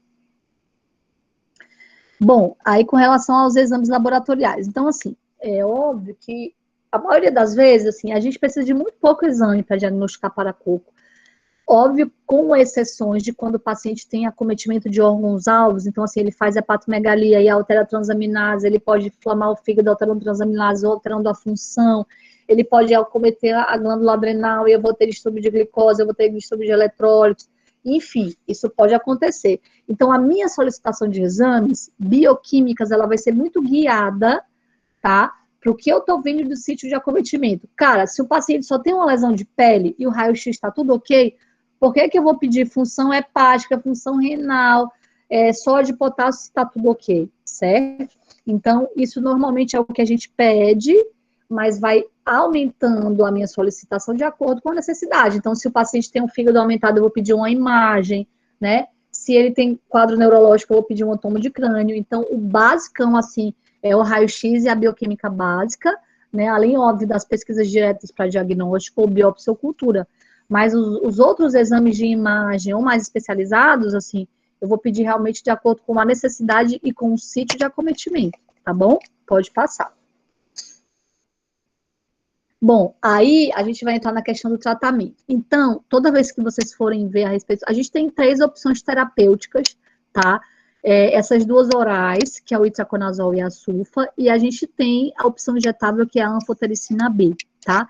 E aí, é óbvio que algumas coisas é importante que vocês saibam, porque isso, na nossa região, acaba que nem sempre a gente consegue usar o remédio que é colocado sempre como primeira escolha, que é o itraconazol. Então, primeiro, para que deixe claro para vocês, o paciente que tratar com sulfa, ele vai também curar o paracoco, tá? Então, as respostas de cura, elas são idênticas, mas o que a gente tem de diferença, basicamente, é a questão do tempo de tratamento. Então, com o itraconazol, eu consigo encurtar esse meu período de tratamento, às vezes em 6 meses, tá? Até 1 ano, certo? E o que a gente observa é que alguns pacientes, eles têm menos recidivas quando tratada com itraconazol, mas isso não é uma constante, tá? Só que qual é o maior problema? Que aí impacta na nossa realidade. O que eu falei para vocês no início? Primeiro, o paracoco é uma doença que ela está relacionada muito à atividade laboral com o manejo do solo, então por aí a gente já imagina que são pessoas, né, agricultores que têm uma condição realmente social não muito importante. Então, essas pessoas não vão conseguir manter o tratamento com itraconazol, porque um comprimido de itraconazol custa R$11. Então, no mês, ele vai gastar mais de R$100. Isso durante 2 anos, numa renda de um pai, que às vezes, que é homem, a maioria que a gente atende, né? Que ele é a renda principal da família e que ele vai estar afastado porque ele não consegue trabalhar inicialmente por conta do paracoco, isso é um impacto muito grande. Então, todas as vezes que vocês vão passar com a gente da Infecto, vocês vão ver que a maioria das vezes, primeira coisa, a gente não prescreve medicamento comercial, tá? Sempre a gente vai prescrever genérico.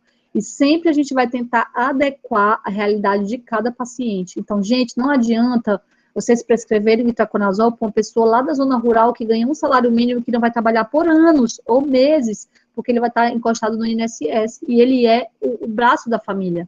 Então, eu tenho que ter uma consciência social durante a minha tomada de conduta clínica. Isso é muito importante, porque muitos de vocês vão ter como primeiro trabalho de vocês a atenção básica. E essa é a nossa realidade, tá? Então, pelo amor de Deus, pensem sempre nessa questão social. Isso é muito importante. Tentem conseguir a amostra grátis, tentem conseguir o que é mais barato, o que der para passar na farmácia popular, tá? Então, poucos pacientes de paracoco eu tenho no meu consultório particular. E eles, sempre assim, eu falo das duas opções, eu pergunto o que eles querem com relação à questão financeira. Aí, quando eles dizem, doutora, não tem problema, eu posso pagar. Então, você vai usar o que é realmente melhor, porque vai tratar menos tempo, tá? Então, entre os meus pacientes de paracoco, tipo assim, 15%, 15 a 20% no máximo faz itraconazol. A maioria realmente tem que fazer sulfa, tá? Então, os dois tratam, os dois vão curar, mas a gente tem essa questão do inconveniente de ter um tempo mais prolongado com a sulfa, que é a nossa realidade, tá? Então, vamos lá. O itraconazol, a dose, a pílula é 100 miligramas, tá? Então, o paciente tem que tomar 2 comprimidos por dia. A dose de tratamento é a mesma, independente das formas. O que vai mudar é o tempo.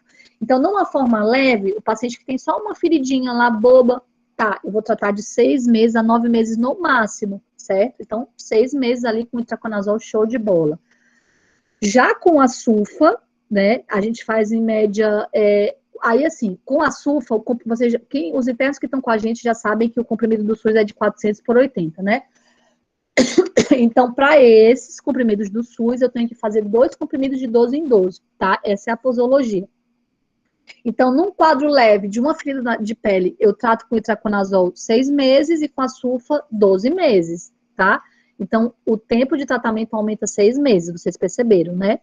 E nas formas moderadas, com o itraconazol eu posso tratar de 1 a 1 ano e meio, e já com a sulfa é 1 ano e meio a 2, tá? Então, percebam que a gente tem um ganho aí de 6 meses a mais no tratamento. Porém, assim, paciência, né? O mais importante é que eu consiga tratar e curar esse paciente, adaptando a realidade social e econômica dele, tá, gente? Isso é muito importante, certo? E aí vocês vão dizer, doutora, mas e cadê a forma grave? Não entra, não? Entra com tratamento injetável. Pode passar para o próximo slide. Então, todas as formas graves, não adianta nada oral, tá?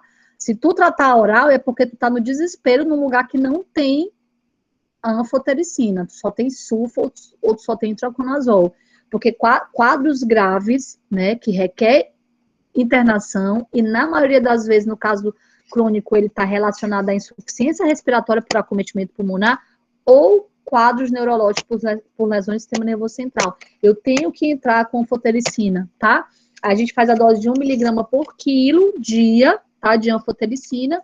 Quanto tempo, doutora? Até ele melhorar. Então, em média, assim, de 10 a 14 dias, os pacientes estabilizaram.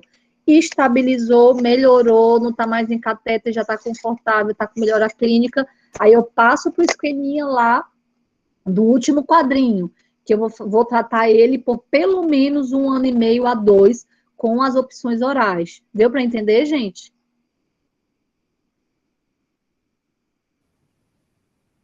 Deu para entender? Sim. Sim, Eu sei, doutora. Tá, então é isso, tá? Então chegou grave, trata com anfo até melhorar. Melhorou, eu volto pro oral e conto do zero o tempo de tratamento, que seria de 18 a 18, 1 ano e meio a 2, tá? Pode passar o próximo slide.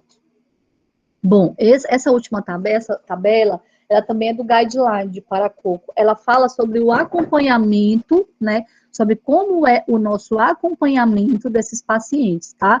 Então, ele veio na primeira consulta e eu fiz o diagnóstico. A partir daí, os retornos dele são mensais até o 3º mês. Então, eu acompanho mensalmente até o 3º mês. Depois é trimestralmente até o 1º ano, tá? Então, todo mês ele vem até completar 3 meses. Completou 3 meses, ele volta de 3 em 3 meses no primeiro ano, e depois eu vejo ele de 6 em 6 meses até fechar o segundo ano, tá? Deu para entender? Então, esse é o esquema de acompanhamento. Então, normalmente, ele fecha ali 2 anos, e eu tenho que vê-lo pelo menos mais uma vez para garantir que não houve recidiva, tá certo? Então, esse quadrinho, ele é bem legal porque ele deixa tudo bem mastigado. O que a gente tem que saber e o que a gente tem que pedir em cada retorno dele, tá? Então, o paciente veio para a minha primeira avaliação clínica, certo? Então, eu tenho que pedir tudo isso, a bioquímica, o VHS, a sorologia, leia-se a imunodifusão dupla, tá? E o raio-x de tórax. Depois do primeiro retorno dele, tá? Eu vou repetir só o VHS e o raio-x de tórax, certo? A bioquímica a gente só repete com 3 meses. Depois esses esquemas ficam sendo, ali vocês estão vendo já tudo bonitinho, né? Depois o raio-x de tórax, passou do terceiro mês, eu peço a cada 6 meses, raio-x e imunodifusão dupla, tá? Já a bioquímica, a cada retorno trimestral, ele vai estar voltando para que a gente acompanhe, por conta dos efeitos colaterais do remédio. Então, a sulfa pode fazer mielotoxicidade, tem a questão da toxicidade e a parte, tudo isso a gente vai acompanhando, tá? Então, aqui deixa bem amarradinho como é que é a nossa orientação do retorno. O mais importante é a questão radiológica e sorológica, porque às vezes tem paciente que volta com a gente que quer vir todo mês fazendo raio-x, então, vocês já sabem que em outras doenças respiratórias, a melhora radiológica ela é muito mais lenta.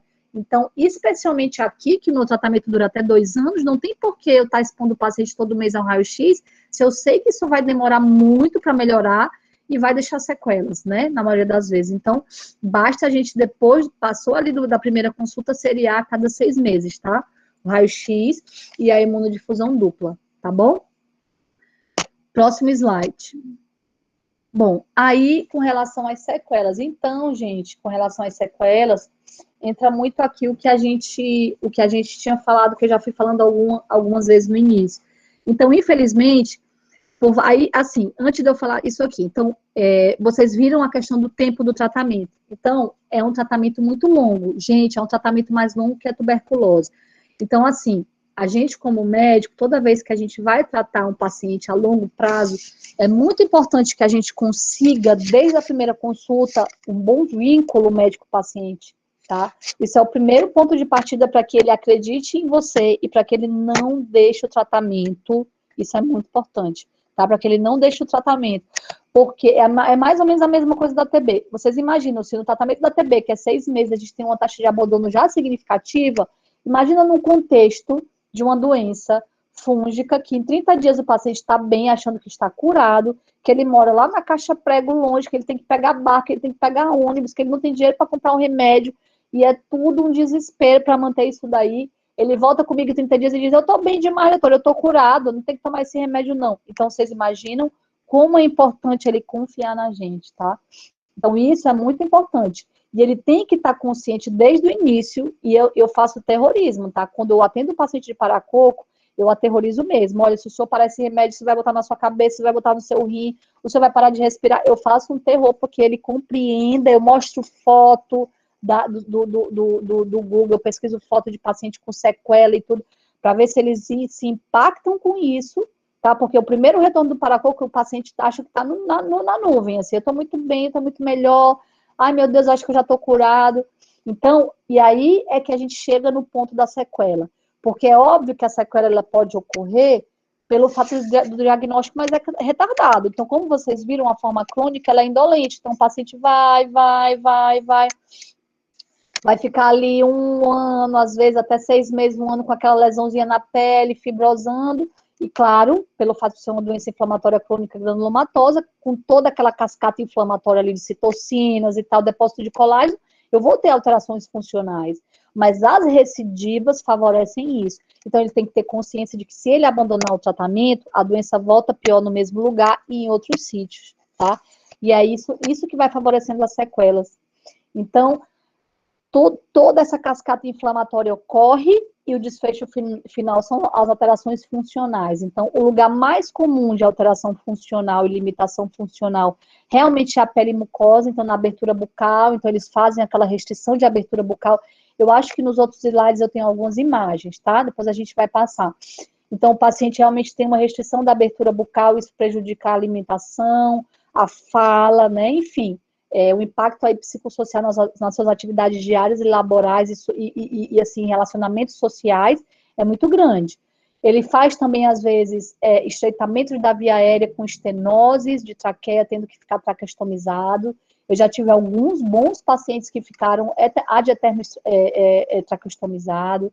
A gente tem a questão das sequelas na adrenal, podendo fazer insuficiência adrenal. O pulmão, deixando lesões com cicatrizes, com bronquiectasias de infecção. E no sistema nervoso central, infelizmente, com a questão das convulsões, né, em decorrência das cicatrizes, que deixam o sistema nervoso central gerando impulso epileptiforme, tá? Então, isso é uma característica muito grande dessas doenças granulomatosas, e especialmente do paracoco. Pode passar. Ó, aqui é para que vocês vejam. Meu Deus, doutora, já vi isso mais de uma vez, tá? Então, aquele cidadãozinho lá do início, que tinha aquela lesão toda crostosa em torno da boca, já deformando, essa aí é que é a realidade dele futura. Então, é assim que esses pacientes ficam, gente. E assim, isso é óbvio. Tem o que possa ser feito para melhorar? Então, existe a questão da plástica reconstrutora, que trabalha junto com cabeça, pescoço e plástica, sim. Mas a maioria das vezes não tem muito o que melhorar funcionalmente, infelizmente, tá? Então, assim, eu já atendi pacientes, mais de um, que viviam tomando encanudinho. Essa é a realidade aí que vocês estão vendo. Então, infelizmente, a sequela é um dos desfechos da doença, que acaba sendo um pouco comum em decorrência de todo esse atraso do diagnóstico e da demora que eles têm até chegar até nós. Na nossa região, então, isso é muito presente, tá bom? Próximo. Ó, aqui é mais para que fique ilustrada a questão da tráqueo, né? Então, muitos pacientes que fazem lesão laríngea, com estrenose e tudo mais. Olha, só para chamar a atenção aqui, muitos pacientes, às vezes, começam com rouquidão, quando vai ver a lesão na laringe, suspeita de NEL, e é paracoco, tá? Muitos eu atendi assim, encaminhado do otorrino. Mas, assim, muitos mesmo, assim, de cabeça eu tenho vários casos. E aqui nesse raio-x da imagem D, também é para ilustrar a questão das fibroses, né? Então, depois do tratamento, passou lá aquela asinha de borboleta e fitalotercial, o paciente vai ter estrias fibróticas, ele pode ter bronquiectasias, enfim, uma diversidade de manifestações cicatriciais em decorrência de todo esse processo da cascata inflamatória que a gente já falou nesse contexto de doença granulomatosa, tá? Próximo. Bom, então antes da gente entrar nos casos clínicos, alguém tem alguma dúvida? Porque assim, a aula acabou do paracoco, a gente vai agora falar de alguns casos de paracoco também, para ir poder, assim, condensando um pouco mais do que a gente falou. Alguém tem alguma dúvida? Alguém quer perguntar alguma coisa?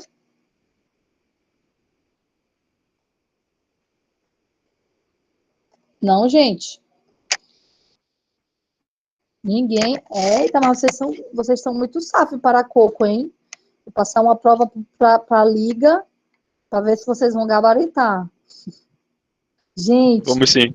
ó, então aqui só vamos fazer uma retrospectiva, tá? Então, primeiro, a micose sistêmica mais incidente na América Latina e na nossa região, tá? É a mais importante. Ela não é definidora de AIDS, ela não está relacionada à imunodepressão. Ela é característica por um fungo com dimorfismo, então ele tem dois comportamentos de estrutura física do fungo, que vai mudar de conformação de acordo com a temperatura do ambiente. Só o histoplasma tem essa característica, tá? O paracoco e o histoplasma, é o dimorfismo. A gente tem as duas espécies, a mais comum e a mais conhecida até 2015 era a brasiliensis, aí a gente já sabe que agora existe também o paracoco luteis, tá? A forma de infecção está relacionada ao manejo do solo, então esses pacientes vão ali, através dos anos de manejo do solo, entrar em contato com o fungo que vai estar aerolizado após aquela mexida, aquele manejo do solo, eles vão entrar em contato, e se eles tiverem uma imunidade inata boa, eles conseguem controlar a doença, senão a gente vai ter os desfechos de cura, de doença, óbito ou sequela, tá bom? O diagnóstico do paracoco, ele pode ser feito como padrão ouro, ver o bichinho, e eu posso ver ele de várias formas. no histopatológico, na pesquisa direta, que é o mais fácil, que é o que a gente tem que sempre buscar, porque ele é mais rápido, e pela cultura, tá? Então, todos os meus sítios e os meus fluidos eu posso usar para corar com KOH e fazer o exame a fresco direto, mandar para biópsia ou fazer a cultura. E as sorologias que acabam não sendo a nossa realidade, mas existe essa possibilidade.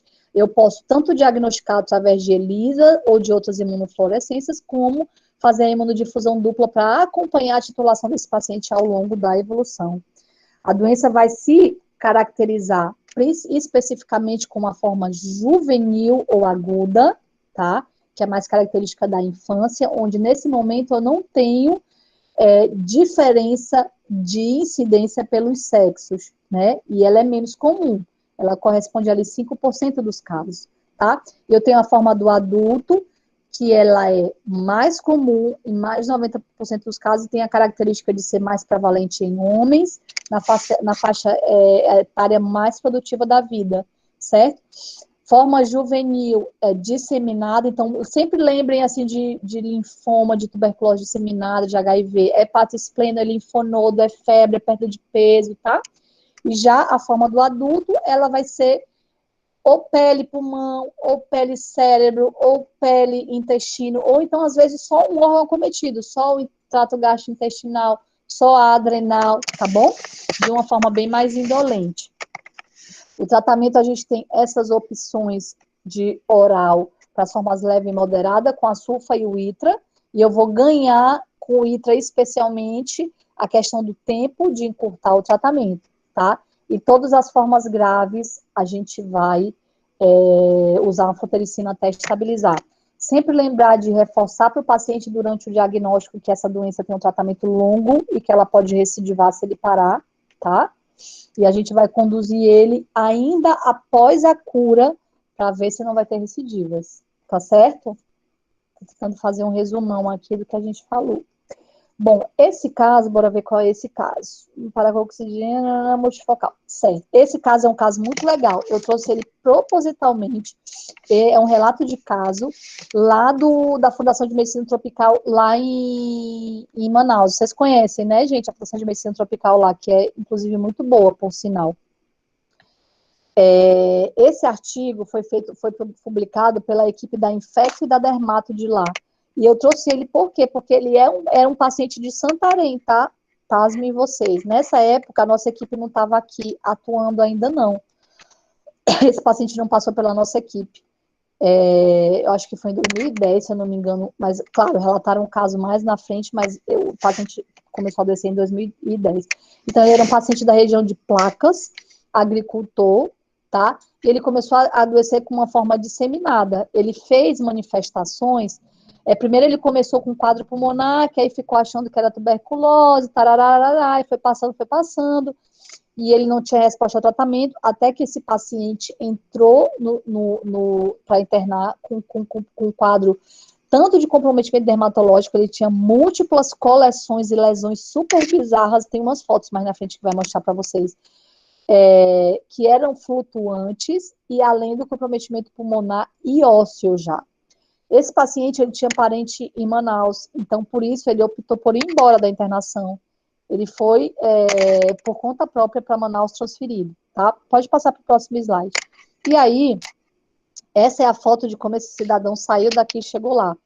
Gente, o cara magro, né, emagrecido visivelmente, olha esses brocotomas. Se vocês vão olhar isso daí, vocês vão dizer, pelo amor de Deus, isso é neo com meta, que é uma síndrome paraneoplásica, eu não sei mais o que está acontecendo aí.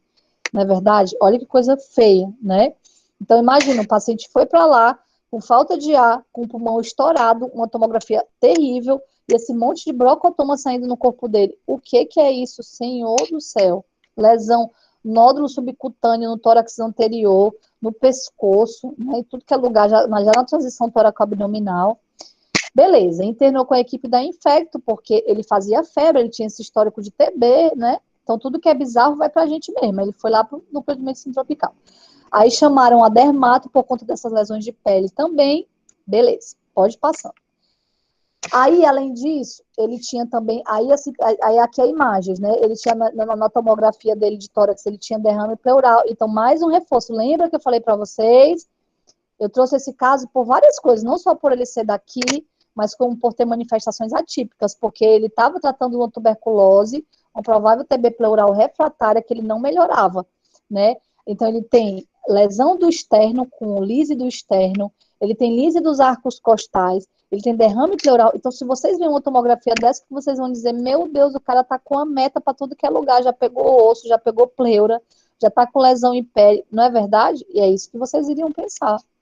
Mas aí, a dermato que avaliou ele, foi lá e falou, cara, esses brocotomas dele aqui estão tudo flutuante, vamos meter a agulha e aspirar isso aqui? Bora. Eles aspiraram e olha o que eles viram na pesquisa direta. Gente, mas dá um desespero, né? Como é que vocês esperam ir lá para Manaus, meu povo? Pelo amor de Deus, pro cara aspirar isso daí. Foi isso daí, aspiraram. E olha o Mickey Mouse como tá bonito aí, vocês estão vendo, né? Aí tá bem bacana para ver o Mickey Mouse, porque só tá ali a bolinha com duas orelhinhas ali, mais superior. Mostra, ver se coisa ali, Grazi, mais em cima. Isso, esse aí, ó. Tá bem Mickey Mouse, tá? Então, esse paciente, ele não teve diagnóstico invasivo, nada, nada, nada. Só aspiraram uma daquelas tumorações e coraram e viram que era isso daí, certo? Pode passar. E aí, óbvio que ele estava grave, então, pelo fato dele estar grave, com desconforto respiratório e ter acometimento de vários órgãos, a opção foi, sem dúvida nenhuma, a anfotericina. Ele começou a anfotericina, então, olha ali, a figura A é já no início, olha já a figura B, já assumiu todas aquelas alterações bizarras, entendeu? Então, assim, gente, esse relato de caso, ele é muito legal porque ele traz várias reflexões, assim, pra gente. Primeiro, o tempo que esse cidadão demorou para ter diagnóstico, né? E isso é a nossa realidade. O cara estava lá em placas, ele ficou lá em placas no posto, tratando tuberculose 6 meses. Nesses 6 meses a doença evoluiu, passou para o osso, lesou externo, lise de externo, lise de arco costal, passou para o subcutâneo. Então, a doença foi evoluindo sem diagnóstico. E isso é a nossa realidade todos os dias na Infecto. Então, a gente acaba pegando pacientes que ou foram realmente mal conduzidos no interior, ou, na verdade, nem tiveram essa possibilidade, porque não têm acesso à saúde, e só chegaram aqui quando estava numa situação já crítica, que às vezes não tem muito nem o que a gente possa fazer para contribuir como melhor, assim, nesse contexto sistêmico do paciente. Então, ele ficou muito bem, ele fez 15 dias de anfotericina, tá, essa figura B, melhorou tudo, depois ele passou para a forma oral. E aí é legal porque por várias coisas. Primeiro, é totalmente atípico eu ter paracoco pleural, então esse artigo é legal porque ele mostra isso, foi um derrame pleural de repetição, que eu poderia muito bem pensar que isso é uma neoplasia, é uma TB pleural multiresistente, algo nesse sentido, né? E, na verdade, era o paracoco, então ele não fez nada de asa em borboleta, ele fez só derrame pleural, tá? Eu tenho lesão lítica de osso, então o que a gente sempre pensa quando vê lesão lítica é em NEL, é em ou meta ou osteosarcoma, algo nesse sentido. Mas o paracoco também faz lesão lítica. E eu não tive nenhum, nem 2 pacientes com suspeita de NEL, que no final era paracoco, não, tá? Mais na frente, eu acho que eu tenho um relato de caso de um acometimento de pessoas, intestino. Eu vou dizer um caso para vocês que ele é muito bacana. Na verdade, 2 casos, assim, que foram os mais que eu vi, assim, de coluna, tá? Então, e além disso, né, fez essas lesões mega bizarras de pele. Cara, muito feia. Tipo assim, eu já vi paciente fazendo lesões subcutâneas, sim, mas eram bem mais brandas, eram mais semelhantes àquela foto daquele menininho lá do início, tá? Essas aí realmente são bem atípicas. Se eu olhasse inicialmente, eu ia realmente pensar em NEL com manifestações assim, paraneoplásica, meta e tudo mais. Mas é claro que eu ia partir para tentar aspirar alguma dessas coisas aí, gânglio, ou se fosse coalescente flutuante, essas coleções, né, subcutâneas, como foi o caso da dermato que fez lá, tá certo? Bom, pode passar para o próximo. Vamos lá. Esse aqui é um artigo, ele é um pouco antigo, né? Vocês estão vendo que ele é antigo, mas por que eu trouxe para vocês? Primeira coisa, tá, gente? A maioria das coisas que a gente vai ver, de relato de caso, de gás, tudo dessas doenças negligenciadas, a gente não tem tanta coisa, não. É mais em artigo que a gente consegue atualizar mesmo. Porque PCDT, tudo isso demora muito para eles atualizarem.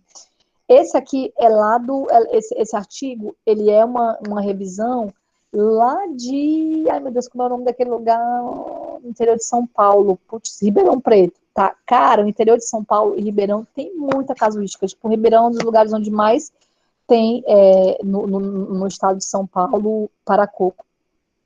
E é um artigo bem legal, porque é uma revisão com vários casos, e o que eu acho legal? Aqui vai trazer várias questões, foram 173 casos de pacientes com paracoco. Aí ele trouxe tanto a questão das alterações radiológicas, né, que aí para reforçar aquilo que a gente conversou, que beleza, tem a árvore embortamento, quer dizer, beleza, tem a borboletinha lá, perilar, tem o filtrado, mas outras coisas também podem ocorrer, e principalmente por conta dos sítios de acometimento, tá? Então lá mostrou que a gente tem alguns outros sítios muito mais comuns do que a gente pensa, a gente sempre só pensa em pele e pulmão, tá? Pode passar. Bom, aqui está falando sobre os sítios de acometimento. Então, óbvio, sem dúvida nenhuma, a gente tem aqui, em primeiro lugar, o pulmão, né, como sendo o lugar mais comum de acometimento, certo? Mas olha que vocês, o segundo sítio mais comum na forma crônica, o intestino, gente. Vem o intestino e a víscera. Então, assim, a forma do paracoco intestinal é muito difícil de dar diagnóstico, porque, óbvio, né, a gente acaba dando diagnóstico através da biópsia mesmo, de colonoscopia, mas a imagem, ela é muito diversa. Eu posso ter úlceras, eu posso ter floculações, eu posso ter estenoses em decorrência do processo inflamatório ali, que ocorre no lugar que a gente já falou sobre toda essa cascata de inflamação. Então, realmente, isso é uma coisa importante para que nos chame a atenção de que nem sempre lesões intestinais vão ser doença inflamatória intestinal, vai ser neoplasia, não. Eu estou numa região que tem muito paracoco, lembrem do paracoco, isso é muito importante. Esse artigo trouxe isso, assim, isso que é legal, tá? Então, foi pulmão, seguido de intestino, vísceras e gânglios, tá? Olha que a pele lá veio lá pelo último, então, realmente, nem sempre a pele e o pulmão vai vir de forma principal, tá? Próximo slide. Bom, aqui, eu já tinha até falado um pouco sobre isso. Então, aqui fala sobre a questão do acometimento intestinal, tá? Então, especialmente, o predomínio das lesões são em jejum no ilho e colo. É normalmente onde a gente tem mais acometimento mesmo, tá? Gástrico, eu nunca vi, tá? Já tem relatos, teve relatos, mas eu nunca vi acometimento gástrico, não. E aí a gente tem essas diversidades de manifestações. Eu posso ter espessamentos, eu posso ter floculações, eu posso ter segmentações, eu posso ter estenose. Então, assim, gente, eu tenho um leque de possibilidades de manifestações no trato gastrointestinal que em nenhum momento o clínico, ou até mesmo a gente que é especialista, vai pensar em paracoco, porque o paciente veio lá, aí eu tô com diarreia, eu tô fazendo sangramento nas fezes, tarará, né? Então, realmente, assim, são manifestações que são comuns a várias outras doenças inflamatórias intestinais ou neoplásicas. Então, só para que vocês fiquem atentos para saber que realmente o intestino é um lugar de acometimento que muitas vezes o diagnóstico passa batido, tá? Próximo. Aí aqui está a parte radiológica. Então, claro, quais foram os campeões, sem dúvida nenhuma. Foi o padrão de lesão em asa e borboleta, tá? Aqui bem bonitinho, aqui nessa simulação de imagem, e o acometimento intersticial de micronodular bilateral, tá? Isso aí é o mais comum. Agora, gente, esse primeiro raio-x pode ser TB miliar, pode ser pneumocistose, pode ser histoplasmose, pode ser meta de tireoide, pode ser um pulmão de Sara, enfim, várias coisas eu posso ter nesse contexto, né? Então, óbvio que esses foram os achados radiológicos mais comuns e mais prevalentes, sim, sem dúvida nenhuma, e toda a literatura realmente mostra isso, e normalmente as questões de prova também trazem isso, porque é o mais comum e é o característico da doença, mas principalmente nós, como especialistas, temos que saber que manifestações radiológicas atípicas também existem no paracoco, como avorimbriotamento, como as cavernas, como o derrame pleural, e aí realmente vai demandar um pouco mais aí de investigação para que a gente chegue nesse diagnóstico final, certo? Próximo. Aqui, essas outras são das alterações radiológicas ósseas, tá? Mostrando as lesões osteolíticas em ossos longos, que normalmente a gente iria pensar em, sem dúvida nenhuma, em neoplasia. Gente, eu não estou com minha setinha, mas aqui, nessa primeira, vai seguindo aqui ao longo, porque vocês vão, principalmente aqui próximo aqui da articulação, olha como tem esse monte de lisezinha. Vocês estão conseguindo ver, gente? Vocês conseguem ver nessas imagens? Esse mais pretinho aqui segue o osso bem branquinho, aí vem um pretinho, tá? Isso aí são essas lesões líticas. E aqui embaixo, olha esse externo, vocês estão vendo, esse externo não, essa clavícula, vocês estão vendo essas clavículas na parte mais distal, que tá como se fosse uma fratura, mas na verdade é uma lesão lítica, vocês estão vendo? Dá sim, professor. Tá, Sim, doutor. então é isso aí. Então, tipo assim, gente, vocês vão olhar isso, cara, ninguém vai dizer que isso é um paracoco. O cara chegou, porra, com 2 fraturas patológicas e com lesão osteolítica aí, isso aí, caramba, é neo, vai ter que abrir e fazer biópsia. Então, se ele não tiver outros sintomas ou outro sítio mais fácil de diagnóstico, tipo pele, ou às vezes o pulmão, infelizmente vai ter que abrir e fazer biópsia, tá? E assim eu já tive alguns casos, de realmente pacientes que acabavam fechando o diagnóstico com a biópsia mesmo. Eu tenho um caso, assim, que é um caso que eu nunca esqueço desse paciente, porque ele foi um dos meus primeiros pacientes que eu tive aqui, aqui na Infecto. Ele era paciente já do Renato de paracoco, ele tratava paracoco de pele, mas óbvio que ele sempre melhorava e ele abandonava o tratamento. Então, assim, ele tinha várias recidivas de pele ao longo dos anos.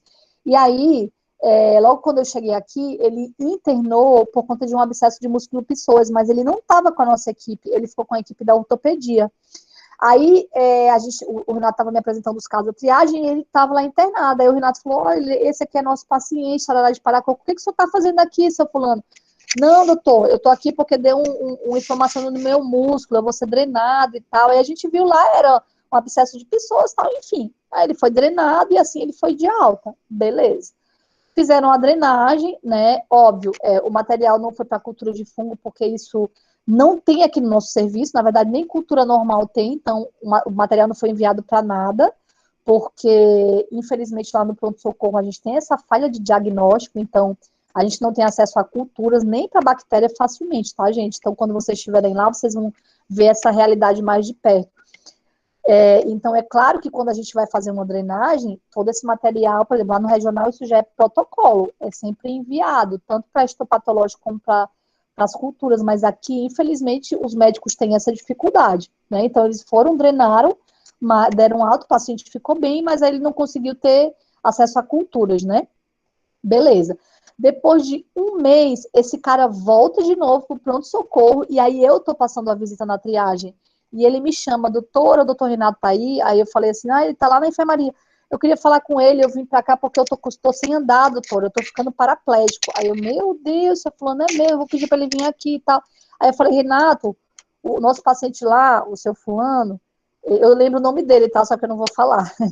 O seu fulano, ele tá lá embaixo, cara, um quadro estranho, tá esperando a avaliação da neuro, parece que ele tá com uma paraparesia ascendente, que estranho, coitado, tal. Tá, vamos ver lá. Aí lá, quando eu fui olhar, ele tinha, na tomografia, uma lesão, várias lesões osteolíticas na coluna lombar, eram 2 ou 3. Já com perda de sensibilidade, já estava realmente, evoluiu com paraplegia lá dentro, e aí beleza. Aí a neuro, não, isso daqui é neocometa, vamos investigar o foco e tem que transferir ele para o regional, porque aqui a gente não consegue fazer biópsia óssea, né, não tem estrutura para isso. Beleza, e lá ele ficou um tempão esperando a transferência, porque vocês sabem que é complexo chegar no regional, né, para parte do setor da oncologia. Nesse meio tempo, esse cara abriu um quadro respiratório lá, ele ficou muito ruim, ele entrou em insuficiência respiratória, muito cansado, muito cansado, muito cansado, e aí, nesse meio tempo, a gente acabou voltando a sulfa para ele, porque, não pensando em nada disso, mas porque ele falou, eu parei de tomar a sulfa para minha ferida, doutor, eu acho que tá voltando. Aí a gente, assim, meio que, bota a sulfa aí, mas assim, a sulfa era o de menos, porque ele estava sendo seguido pela onco, pela neuro, né, toda aquela história. Beleza. Aí ele abriu um quadro respiratório, aí chamaram a gente de novo. Aí só que o pessoal da clínica que estava conduzindo ele tinha plena convicção que era anel de pulmão com metástase óssea para a coluna vertebral, entendeu? E aí, nesse contexto, o que a gente falou? Cara, como ele tá indo, ele tá muito ruim, ele tem lesão lítica, ele tem lesão no pulmão, vamos tratar pote, vamos tratar mal de pote, até ele chegar lá. Aí, beleza, começamos RHZE, porque ele tinha lesão na coluna, ele já estava com a sulfa dele, mas não melhorava, né? E ele não melhorava porque, claro, ele estava grave, ele precisava de anfotericina. E esperando a biópsia, porque ele estava com suspeita de neoplasia. Beleza. Aí foi transferido com a clínica lá para a onco. Chegou na onco e ele tinha muitas dores, era aquela história. Aí fizeram a biópsia, ele foi para casa como paliativo, com morfina para dor. Beleza. Aí, cara, a gente super triste. Meu Deus, o paciente, puta merda, com meta e tal e tal. Depois de 30 dias, eu estou no meu ambulatório do regional. Há quem entra de cadeira de roda, o seu fulano. Doutora! E eu olhei assim, meu Deus, eu achava que ele tinha morrido, né? O senhor tá por aqui, que o senhor vai fazer aqui? Doutora, a senhora não acredita. O mesmo fungo estava na minha coluna. Cara, simplesmente, ele fez um paracoco vertebral. Como, possivelmente, ele teve um acometimento por contiguidade ali do músculo psoas, né? Ele recidivou a lesão com abscesso de psoas. Pela proximidade da coluna, ele fez lesão ali lítica, que foi lesando, e chegou a fazer a paraplegia dele. E ele chegou morto de feliz, porque a biópsia da vértebra não era câncer, era o paracoco. Gente, eu fiquei tão chocada, mas tão chocada. E aí, enfim, a gente internou, fez o ciclo de anfotericina, com 15 dias ele estava andando, pasmem vocês, andando. Aí ele recebeu alta com itraconazol, porque na época o Renato conseguiu pegar dos pacientes do CTA de AIDS, e a gente botava o nome de um outro paciente com AIDS para poder pegar para ele. Então ele conseguiu ficar bem curado e teve alta por cura. E ele finalmente, depois que recidivou 1000 vezes e lesou a coluna, ele criou vergonha na cara e não parou o tratamento até o final. Então esse caso eu nunca esqueço, porque ele teve várias recidivas que foram passando batida, porque ele acompanhou com outras equipes que não tinham meio de diagnóstico para poder fechar isso. Então, ele, desde o abscesso de pessoas, ele poderia já ter sido diagnosticado, já ter feito um tratamento mais eficaz, mas aí foi passando, e ele entrou tão grave que, nesse contexto, a sulfa era o de menos ali, vocês estão entendendo? Então, isso é muito importante. A gente teve um outro caso que foi já no ano passado, e esse caso, inclusive, é raríssimo, que a neuro vai até descrever, relatar esse caso junto com a gente, a NEC, a neurocirurgia. Aí já foi um outro paciente agricultor também, ele foi logo no início da minha, eu acho que eu nem estava grávida ainda, foi no início do ano passado. Ele tinha tido paracoco na pele e ele voltou com uma forma disseminada. Gente, ele tinha hepatite pleno, tinha múltiplos gânglios, ele estava ictérico, e ele ficou... ele ficou paraplégico, mas ele teve lesão, ele começou a ter diminuição de força em membro superior. Aí, realmente, ele tinha uma lesão de vértebra ali lombar, tudo mais, e a gente já sabia que era paracoco, ele começou a anfo, mas o que estava encucando a gente era a questão da medula. E aí ele foi para o regional transferido e lá ele abordou. Ele tinha um paracoco intramedular. Gente, isso é muito raro. Isso é muito raro. A gente cavucou tudo que era literatura, basicamente nada falava a respeito disso. É um caso muito legal. Teve alguém até que fez trabalho de conclusão de residência aí nisso, eu não lembro se foi a Isa, eu não lembro. Enfim, eu sei que é um caso muito legal e a gente viu junto com o pessoal da neuro e catou tudo e não tinha quase nada na literatura. E aí esse paciente fez a anfo, tarará, e saiu de alta. E aí eu fiquei um tempão sem vê-lo, porque eu fiquei um ano fora. Quando foi mês passado, ele volta comigo andando, óbvio, tá? Ele tinha déficits, tá? Motores e tudo mais. Mas, cara, o cara tava andando, ele tinha uma lesão alta, que ele poderia ter ficado até, assim, né? Só Deus sabe. Então, foi muito legal, porque, assim, por isso que eu gosto muito de fungo, especialmente do paracoco, por esse comportamento que a gente tem atípico da doença. Então, assim, ele cada vez mais, assim, ele vai surpreendendo a gente com os sítios de acometimento, entendeu? Então, hoje, eu posso dizer para vocês que eu já vi todos os sítios, menos cabelo e unha, que eu acho que não existe, né? Mas eu já vi tudo, já vi pele, eu já vi intestino, eu já vi gânglio, eu já vi medula, eu já vi vértebra, eu já vi osso, tá? Eu já vi pessoas mais de uma vez, abscesso de pessoas por paracoco, e aí essa contiguidade é importante, porque, por exemplo, esse paciente foi ali para vértebra, mas eu já vi paciente com abscesso de pessoas fazer lesão intestinal, tá? Inclusive com perfuração e tudo mais. Então, isso aí é para a gente estar sempre atento. E aí, reforçando como é importante eu conseguir mandar material para análise, para cultura, para pesquisa direta, né? Então, infelizmente, a gente, às vezes, essa não é a nossa realidade. E aí, o diagnóstico vai passando batido por isso. Aí, acaba tendo que realmente invadir mais, né? Biopsiar, porque a gente nem sempre tem esses acessos aos meus diagnósticos, tá? Pode passar. Bom, esse outro, tá, esse aqui é um outro relato de caso. Esse aqui é bem semelhante a isso, mais ou menos que a gente falou. Esse paciente, ele teve, era um jovem, também da zona, ele era procedente do interior de São Paulo, tá, de zona rural. E ele tinha estado na agricultura durante a infância, até 10 anos ele ficou ajudando os pais na lavoura.